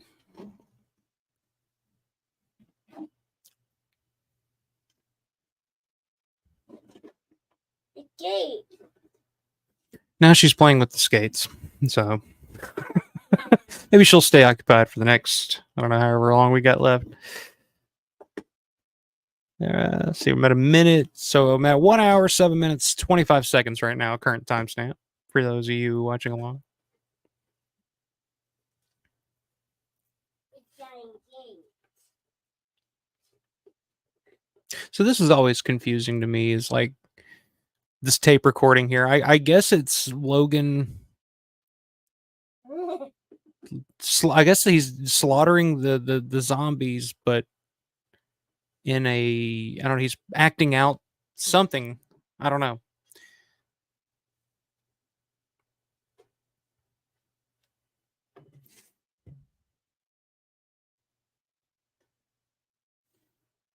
There's Greg's head. Yeah, let's see.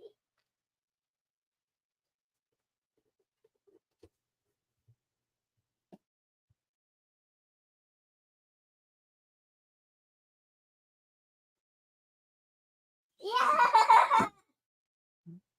Hey, you need to go to bed. Did you see Mommy earring? Yeah. Okay, guys, I might have to step away for a second. Mommy. Okay, guys, I will be right back. If you're watching the movie, watch along. I'll be right back.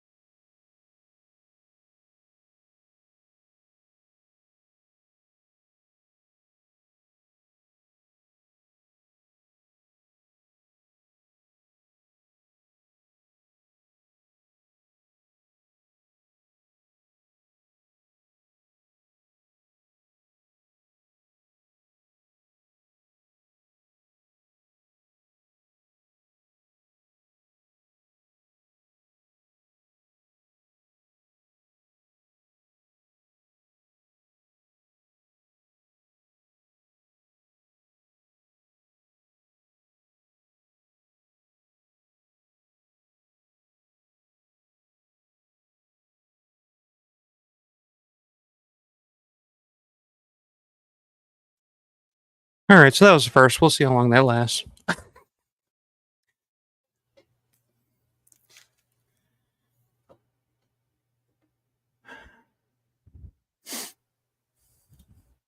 Her saying just hearing that tape means it's time to fly out. Yeah, that's a pretty good description. What's going on now? It's an okay, everybody. Bub versus Big Daddy. Who wins in a fight? I would guess Big Daddy. Big Daddy's a little more advanced at this point, I think. Or at the point in Land of the Dead. Hearst agrees, Big Daddy. And he's bigger than Howard Sherman. If you've ever seen Eugene Clark in person, he's a big ass dude for sure.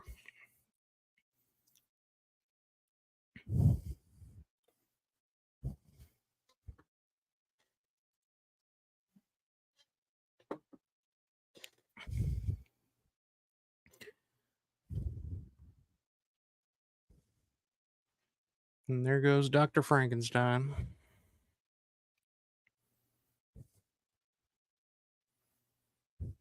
All their fucking guns.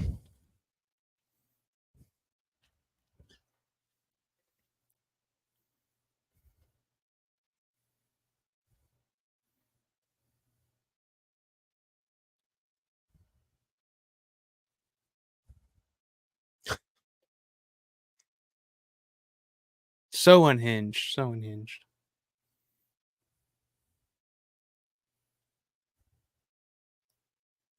So now we're closing in on where things start going off the rails in terms of the effects and whatnot. Some of the kills in this are still hard to be topped. Like, we'll talk about it when they come up, but the eyelid ripping scene, the head getting ripped off.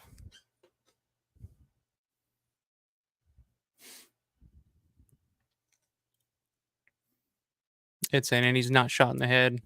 That's true. They did not shoot him in the head. Although we didn't see, I guess, when they shot him from behind, we don't know if he may have been shot in the head. We don't know, but not from what we saw. All torso shots for sure. Listen to this.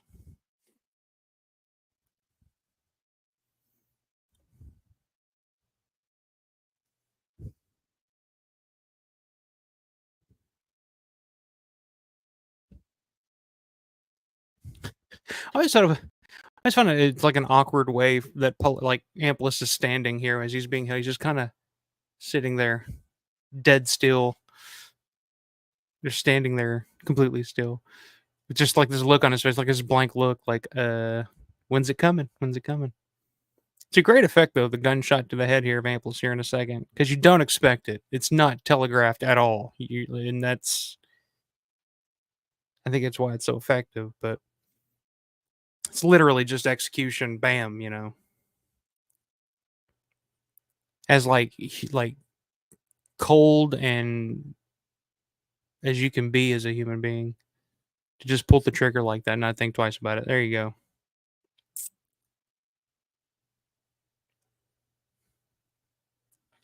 The loyalty of the other soldiers to Rhodes, though, I thought was always super interesting.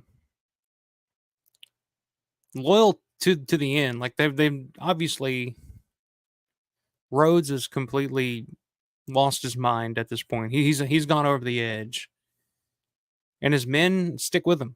Like they're still on his side. Like there's no reason to be. Like there's no military. There's no commander in chief anymore. It's interesting that they still follow the orders of this man, even though like ranking and shit is not relevant at all anymore in this, in this world. But there's just like some instinctual thing where they just have to follow orders no matter what. I don't know. I just thought that was interesting. But it's saying, to answer your question about Amplis, he was written to be killed and it doesn't mess up the plot. That's true.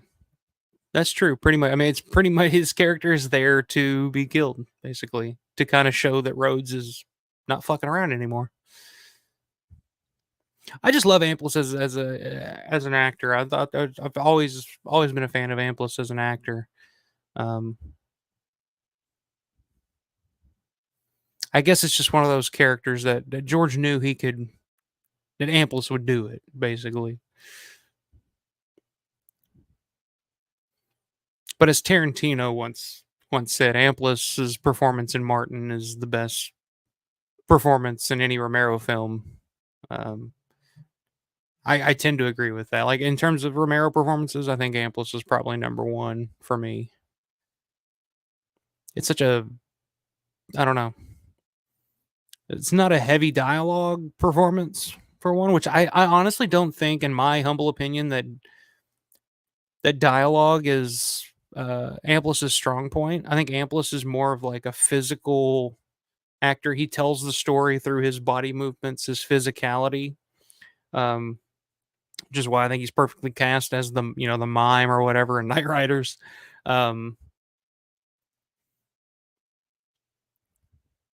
Not that he can't deliver lines or dialogue or anything like that, because he certainly can. But I think what his strongest asset as an actor is just his movements, the way he can tell the story through his body language, which is very much what his performance is all about in Martin. But anywho, I love John Amplis.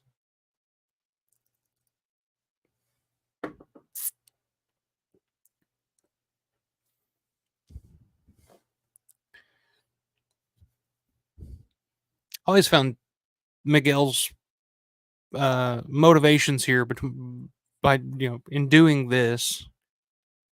Is he trying to kill every fucking body in there? Because he doesn't know what's going on in that cave, between John, Sarah, Billy, and the soldiers, that there's currently a conflict happening. I think he's basically just saying, fuck it, I'm going out, we're all going out too. So I always love Bub here. He's just like, hey, my shit's broke. My chain's broke. Can somebody fix this? Now, George always talked about he wished that this sequence would have been scarier. He wanted it to be kind of like a house of horrors, like a haunted house type of thing, where you never knew what was going to be around every corner. And he never thought that it quite worked as well as he was hoping it would. I think some of that has to do with maybe some of the timing in terms of like music cues and whatnot.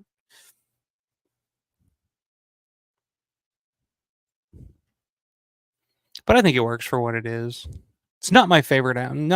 This isn't definitely not my favorite sequence in Day of the Dead, but it is very dark, especially when the first time I saw it on VHS. I think the first version I saw was the media release on VHS. It was so dark you couldn't tell what the fuck was going on most of the time. This version looks great again. And then over the years, as it was, you got the Blu-ray and all that, it definitely looked a lot better. You can kind of tell what's going on more. But boy, on those early, even some of the early DVD releases, it's just like, I don't know what the fuck's going on right now. Like, you can't see shit. You have no idea where they're at. It just seems like they're in just a giant dark hole.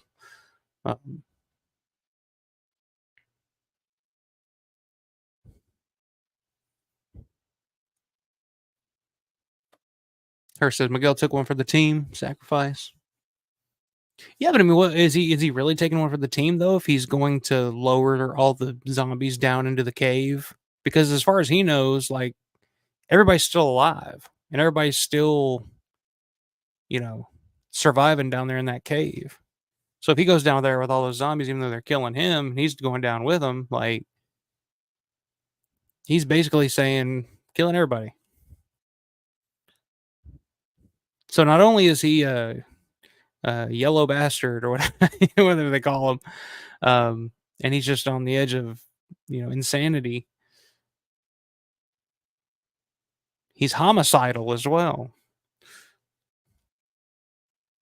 I guess there could be an argument to be made that Miguel's character is the least likable, like worst character in this movie. He gets people killed. He slaps Sarah. I mean, there's not a lot of redeeming qualities about Miguel's character. I mean, you kind of feel bad for him because he's losing his mind, but he's really of no help to any of these people at any point in time in this movie. And then he tries to kill them all. It's like, So I don't know. That'd be an interesting argument to make. Is Miguel worse a worse character than Rhodes.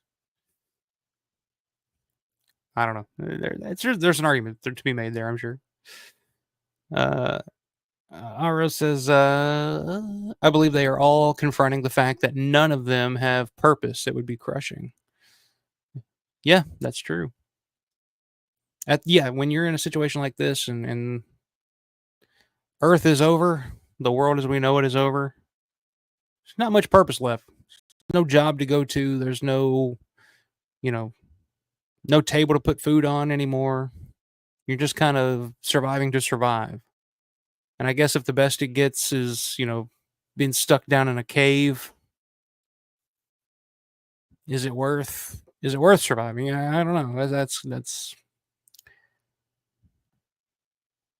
the question. That is the question, as they say. It says too many goofs in this cave scene was always the problem to me. It's almost creep show for 5 minutes. Yeah, that's a good point. That's a really good observation. It does feel very creep show-esque.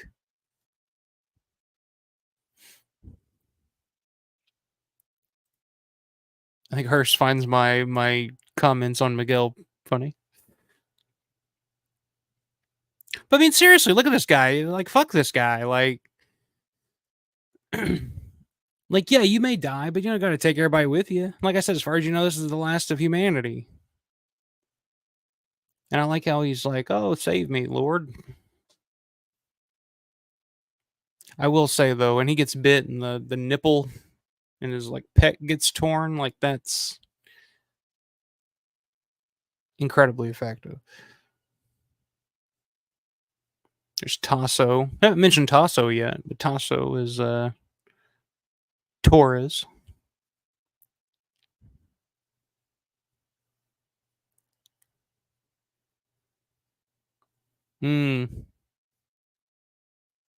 Again, still to me like possibly the best bites in zombie film history. They bit the dude's nipple off.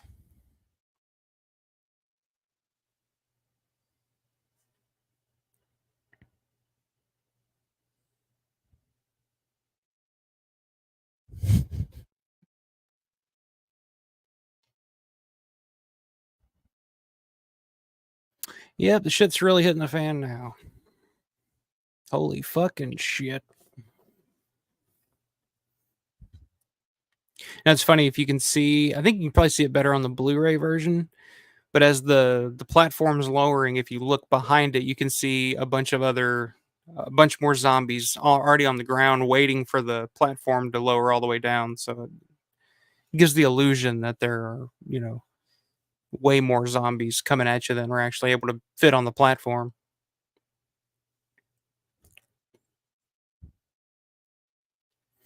I think to me it's kind of hilarious when Rhodes jumps on the golf cart and takes off. It's like it'd have probably been faster if he would have just ran. But the fact that he's just like, fuck it, I'm grabbing the golf cart and I'm out of here. And that golf cart just like slowly just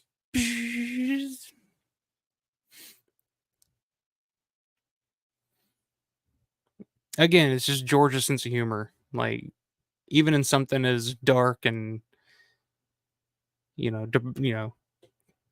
depressing as Day of the Dead is at times, there's still a George humor.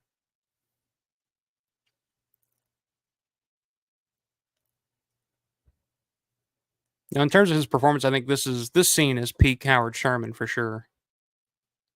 Again, it's conveying emotion through body movements and physicality as opposed to dialogue. And again, it feels like if a small child discovered their parents dead, and it's he kind of understands what's happened here,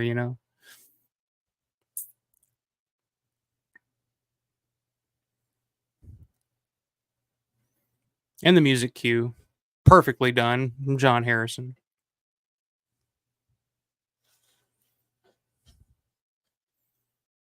I even like that he has like a little sniffle here too.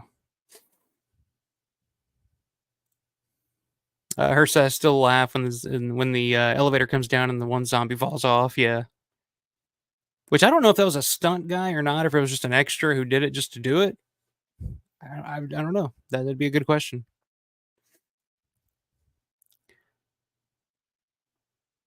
That female zombie there kind of reminds me of the zombie that's hanging off of the back of the Scirocco in Dawn of the Dead. For the longest time when I first saw this, I thought that's who they were kind of harkening back to a little bit there, doing a little homage to. So there goes Tasso, and Tasso is really about to lose his head here. And it's perfect the way that they pitched up the scream to get higher as the head is torn away from the neck.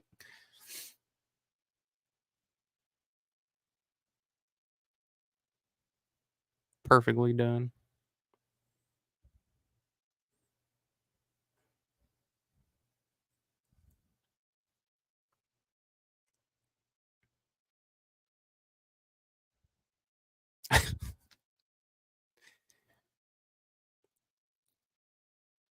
Rickles' reaction here, he's just kind of laughing about it all. He's kind of, I feel like Rickles has kind of accepted the fact that he's about to be torn apart, but it doesn't really hit him until he's actually being torn apart, and then his laughs turn into just terrifying, like just screams of agony. Oh yeah. Still, maybe my favorite death. Like I love Pilato getting torn in half and all that. The guy taking the fingers here, the guy biting off the fingers of Rickles. That's Joe Abeln, I believe is how you pronounce his last name. But he's the he was in Dawn of the Dead. He worked on Dawn of the Dead. I want to say he was the guy shooting the redneck shooting the rifle when they're doing like the target practice. Like missed. Hey, got him. Missed. You know that those guys there. The guy shooting the rifle. That's that guy. And he also worked on Kingpin too. He was I think he worked on casting for Kingpin if I'm not mistaken. Because Kingpin was shot in the Pittsburgh area too. But yeah, still, like, I love Rhodes being torn in half and all that. But to me, like, the most effective death scene in this movie, to me, is the fucking eyelid being ripped up your fucking forehead and then the fingers being dug into the eye. Like, it's so fucking good. It's saying, yeah, I reenact this scene for my friends. They love my bub. I'll have to see that sometime, man. I can get you on the channel just so you can do your bub. I'd love to see that. It's saying, wasn't that Tasso that jumped off the platform? It might have been. There's a good chance that it was. Tasso and Tom were the two wild ass, the wild bunch of these crews that would pretty much do any stunt or anything that George needed. So, Aro says, Tasso's death with the head being pulled off like that still shocks me. It's quality and difficult to see when the living actor becomes practical or special effects. Yeah, that's again, Savini. I mean, and like we said earlier, Savini, Nicotero, Howard Berger, Mike Tursick, Mike Deek, Everett Burrell.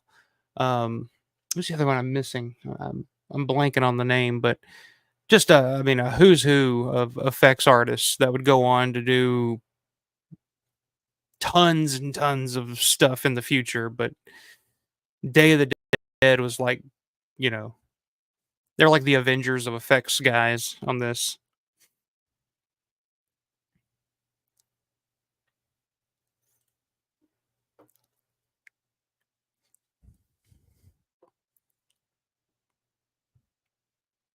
It's a really good scene here from Gary Clark.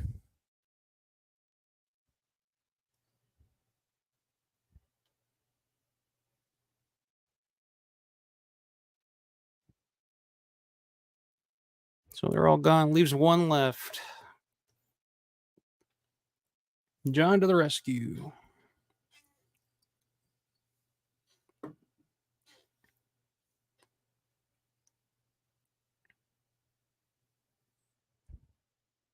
Yeah, that's a really good point, though. That these scenes do feel a little creep show esque. I think it's the colors. I think the blue. You got the red here, mixed with the the darkness of the cave. The light, yeah, especially in this scene in the silo with the blue, the red, the flashing red. Very creep show esque in terms of the lighting. Good call on that one. I've never really noticed that, but now that you point that out, yeah, I totally see that. I always love this, the headshot and then the pus shooting out. I mean, we hear, Rhodes calling them, pus brain bags of shit. And that one you just get the spray of the. I guess that's what it's supposed to be, just a shitload of pus spraying out of the bullet wound.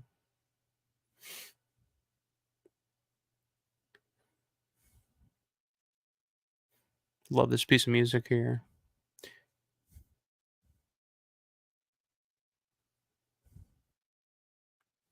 I do love this movie. I love a lot about this movie, man. Like I said, the first time I saw this movie, I didn't love it. Didn't like it. Like it wasn't what I was looking for.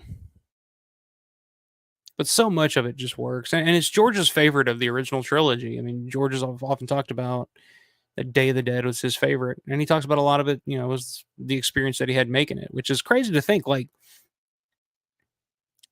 compared to Dawn of the Dead, it's like imagine making a movie in a shopping mall every night and the fun that you would expect them to have making a movie like Dawn of the Dead. As opposed to being down, like I said, down in this dark, wet, cold, dank cave for, weeks and weeks and weeks.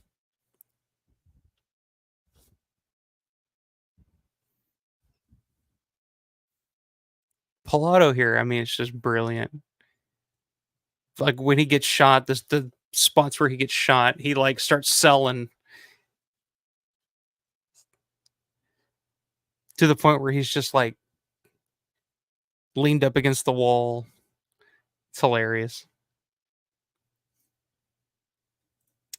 Arosen, roads being torn in half with continuing defiance was completely reused in the British miniseries Dead Set. I've never seen that. When they kill the villain by pulling off his bottom half in that show. That's funny too. I mean, and I think the choke on him line was completely ad-libbed by Joe Pilato too. And it's perfect. That's exactly what his, this crazed, out of his mind character would say in a situation like this. And I always kind of rooted for Steele. Feel bad for him, in fact. Yeah, he's the only one, like, when in his death scene, he's the only one that kind of looks like there's still some bit of humanity there inside of him, where everybody else has kind of lost it.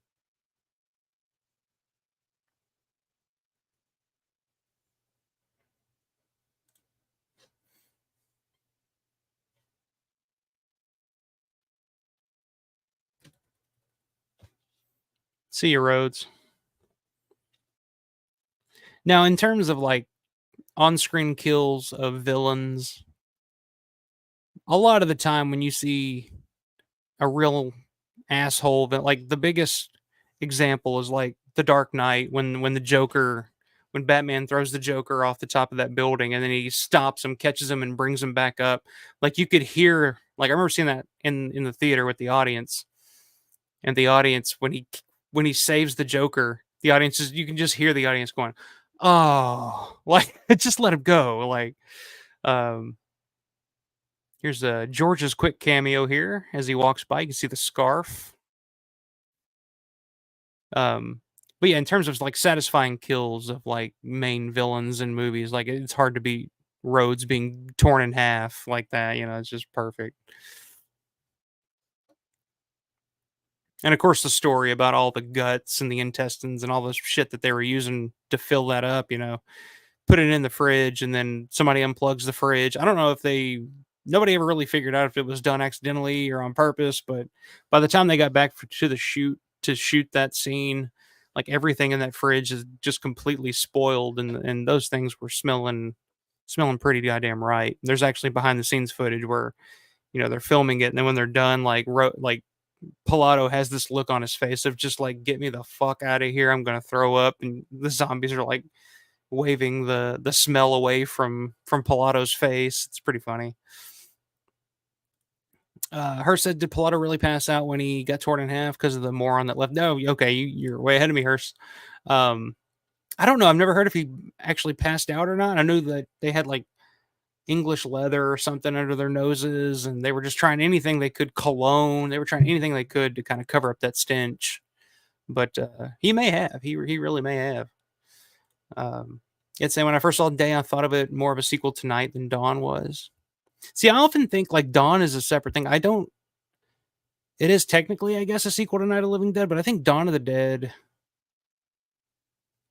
I don't know. I don't feel that it is a true sequel to Night of the Living Dead in a lot of ways. And I only recently started to feel that way, I guess, about Dawn and Night, but Day, I could definitely see that as a. But I feel like Night of the Living Dead, I feel like it's insinuated that they got the situation under control and the dead are no longer coming back to life. But who knows?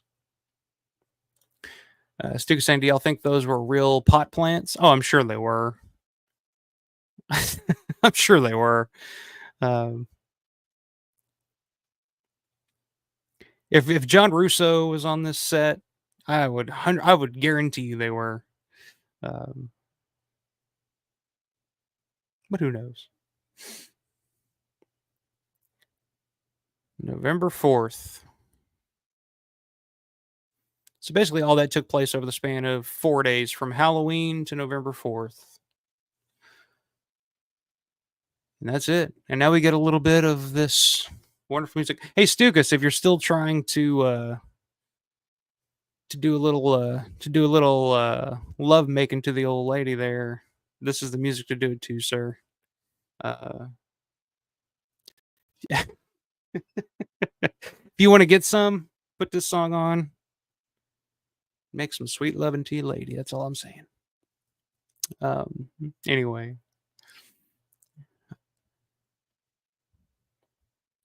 Oh, Nick Tallow. Missing some of the credits here. I know Galen Ross worked on some of the casting on this. I think she mentioned that. She actually briefly mentioned that at Days of the Dead in Atlanta in the panel discussion, if I remember correctly. But yeah, a lot of people don't realize that. But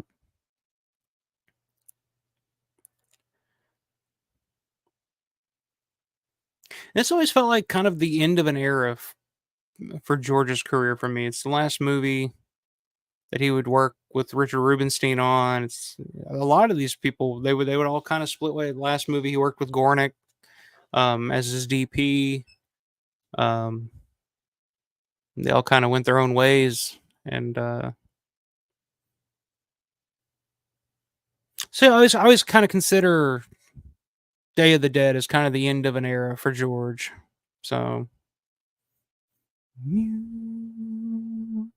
is it me? Hey, Tony Booba.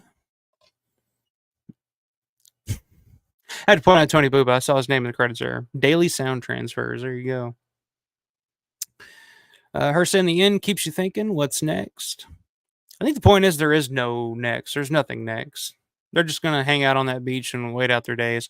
Although there was supposed to be a Night of the Living Dead 2. They were planning that with the surviving 3 members of this movie, but never happened. I don't know what that movie, was supposed to be, but never got it. So we'll never know, I guess. It's saying, oh yeah, they were real. Look at how many hippies are in this film. Oh yeah. Tasso, Tom.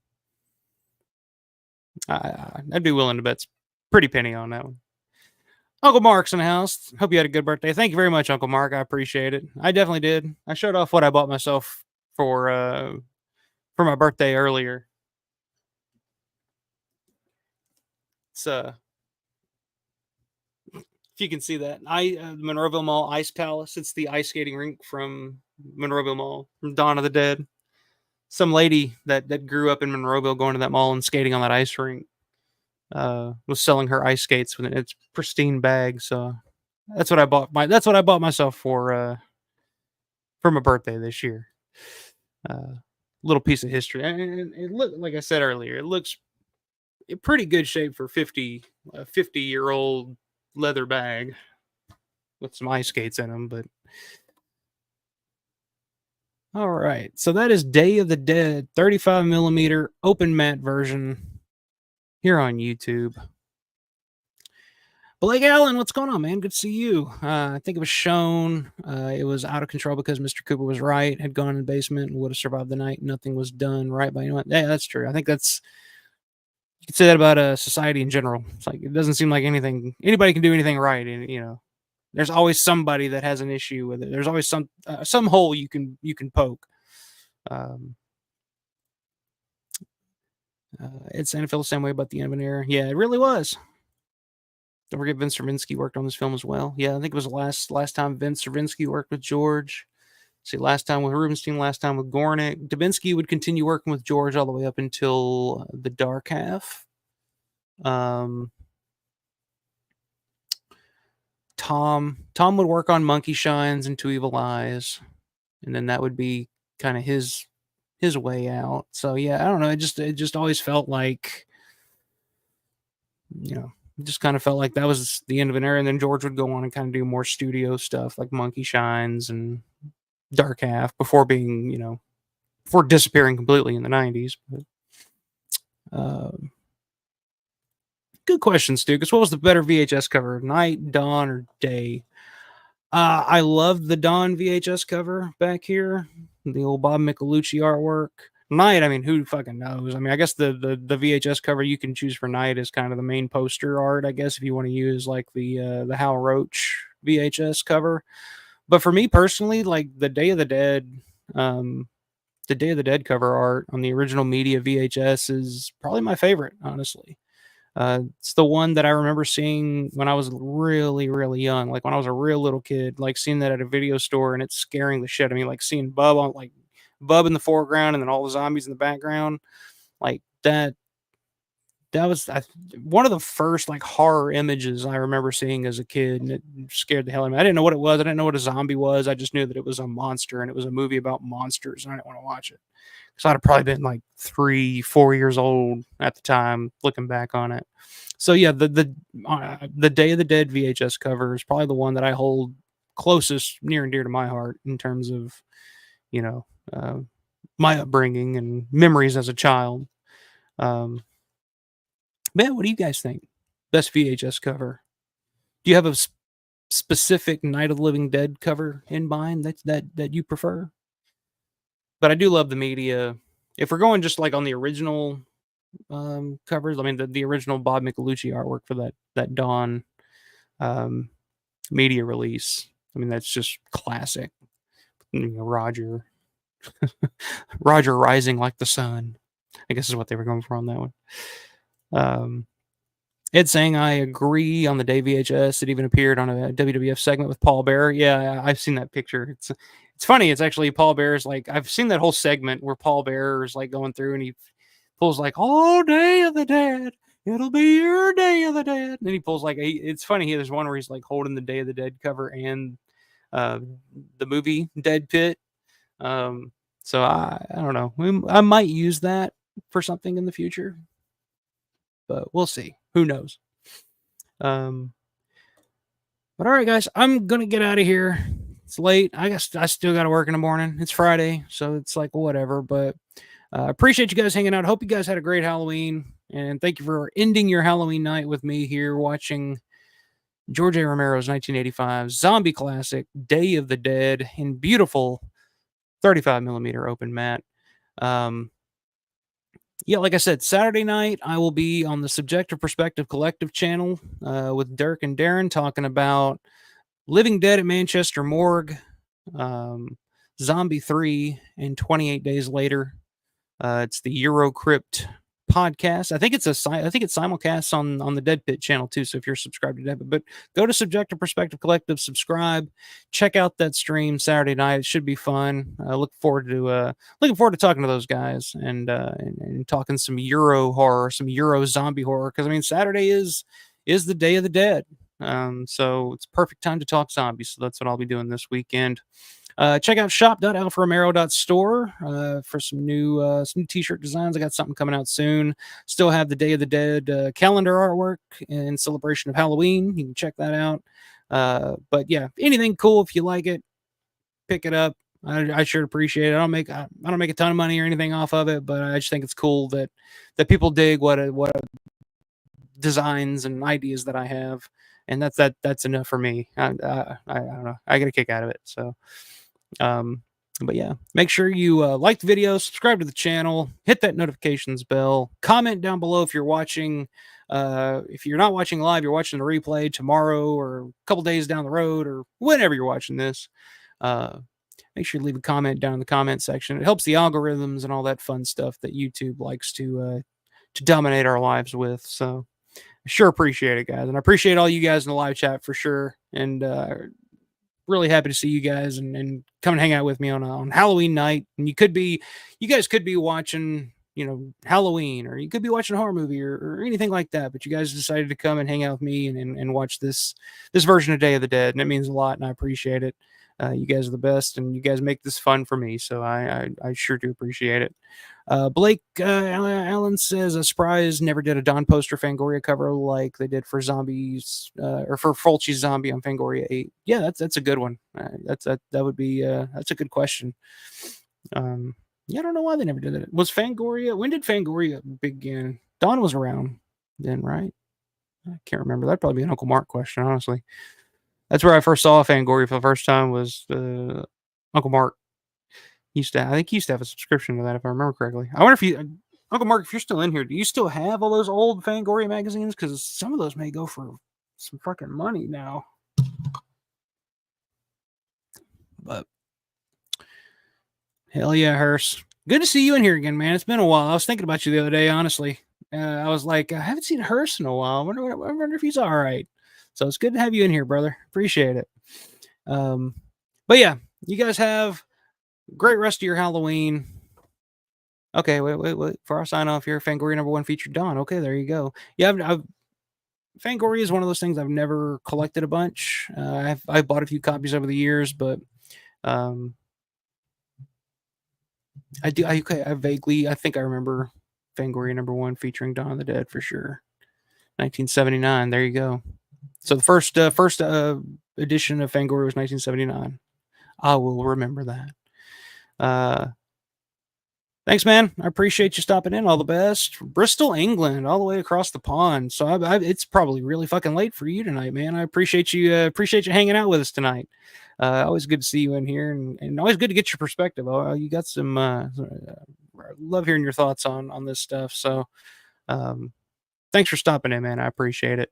Ed, always a pleasure, man. I will definitely next episode. I don't know when I'll be doing the next stream, but I will definitely cover the expostulations, and I'll definitely read your email and talk about it, because I think it's a really interesting topic of what's going to happen with that, what the plan is with that, what do we think could happen with that. I think it's a broader question of a lot of this stuff that's being discovered, a lot of Romero stuff that's being discovered here recently. Like, there needs to be something. We need to do something with it. What happens with it, we don't know, but yeah, always a pleasure, man. Stukas, as always, man. I appreciate you hanging out. I hope you and the lady are having a good rest of your Halloween night, for sure. Blake Allen, of course. Bonnie, as always. Appreciate you hanging out with us tonight. I'm trying to see and make sure I'm not forgetting anybody. Had a couple of new names in here. Appreciate you guys stopping in, but anyway, I got to get out of here. It's late. Going to bed. You guys have a great rest of the night. Great rest of the week. And as always, a happy Halloween. Don't forget that. Hope you guys had a happy Halloween. But as always, outside of having a happy Halloween, you know what it is. Always stay scared.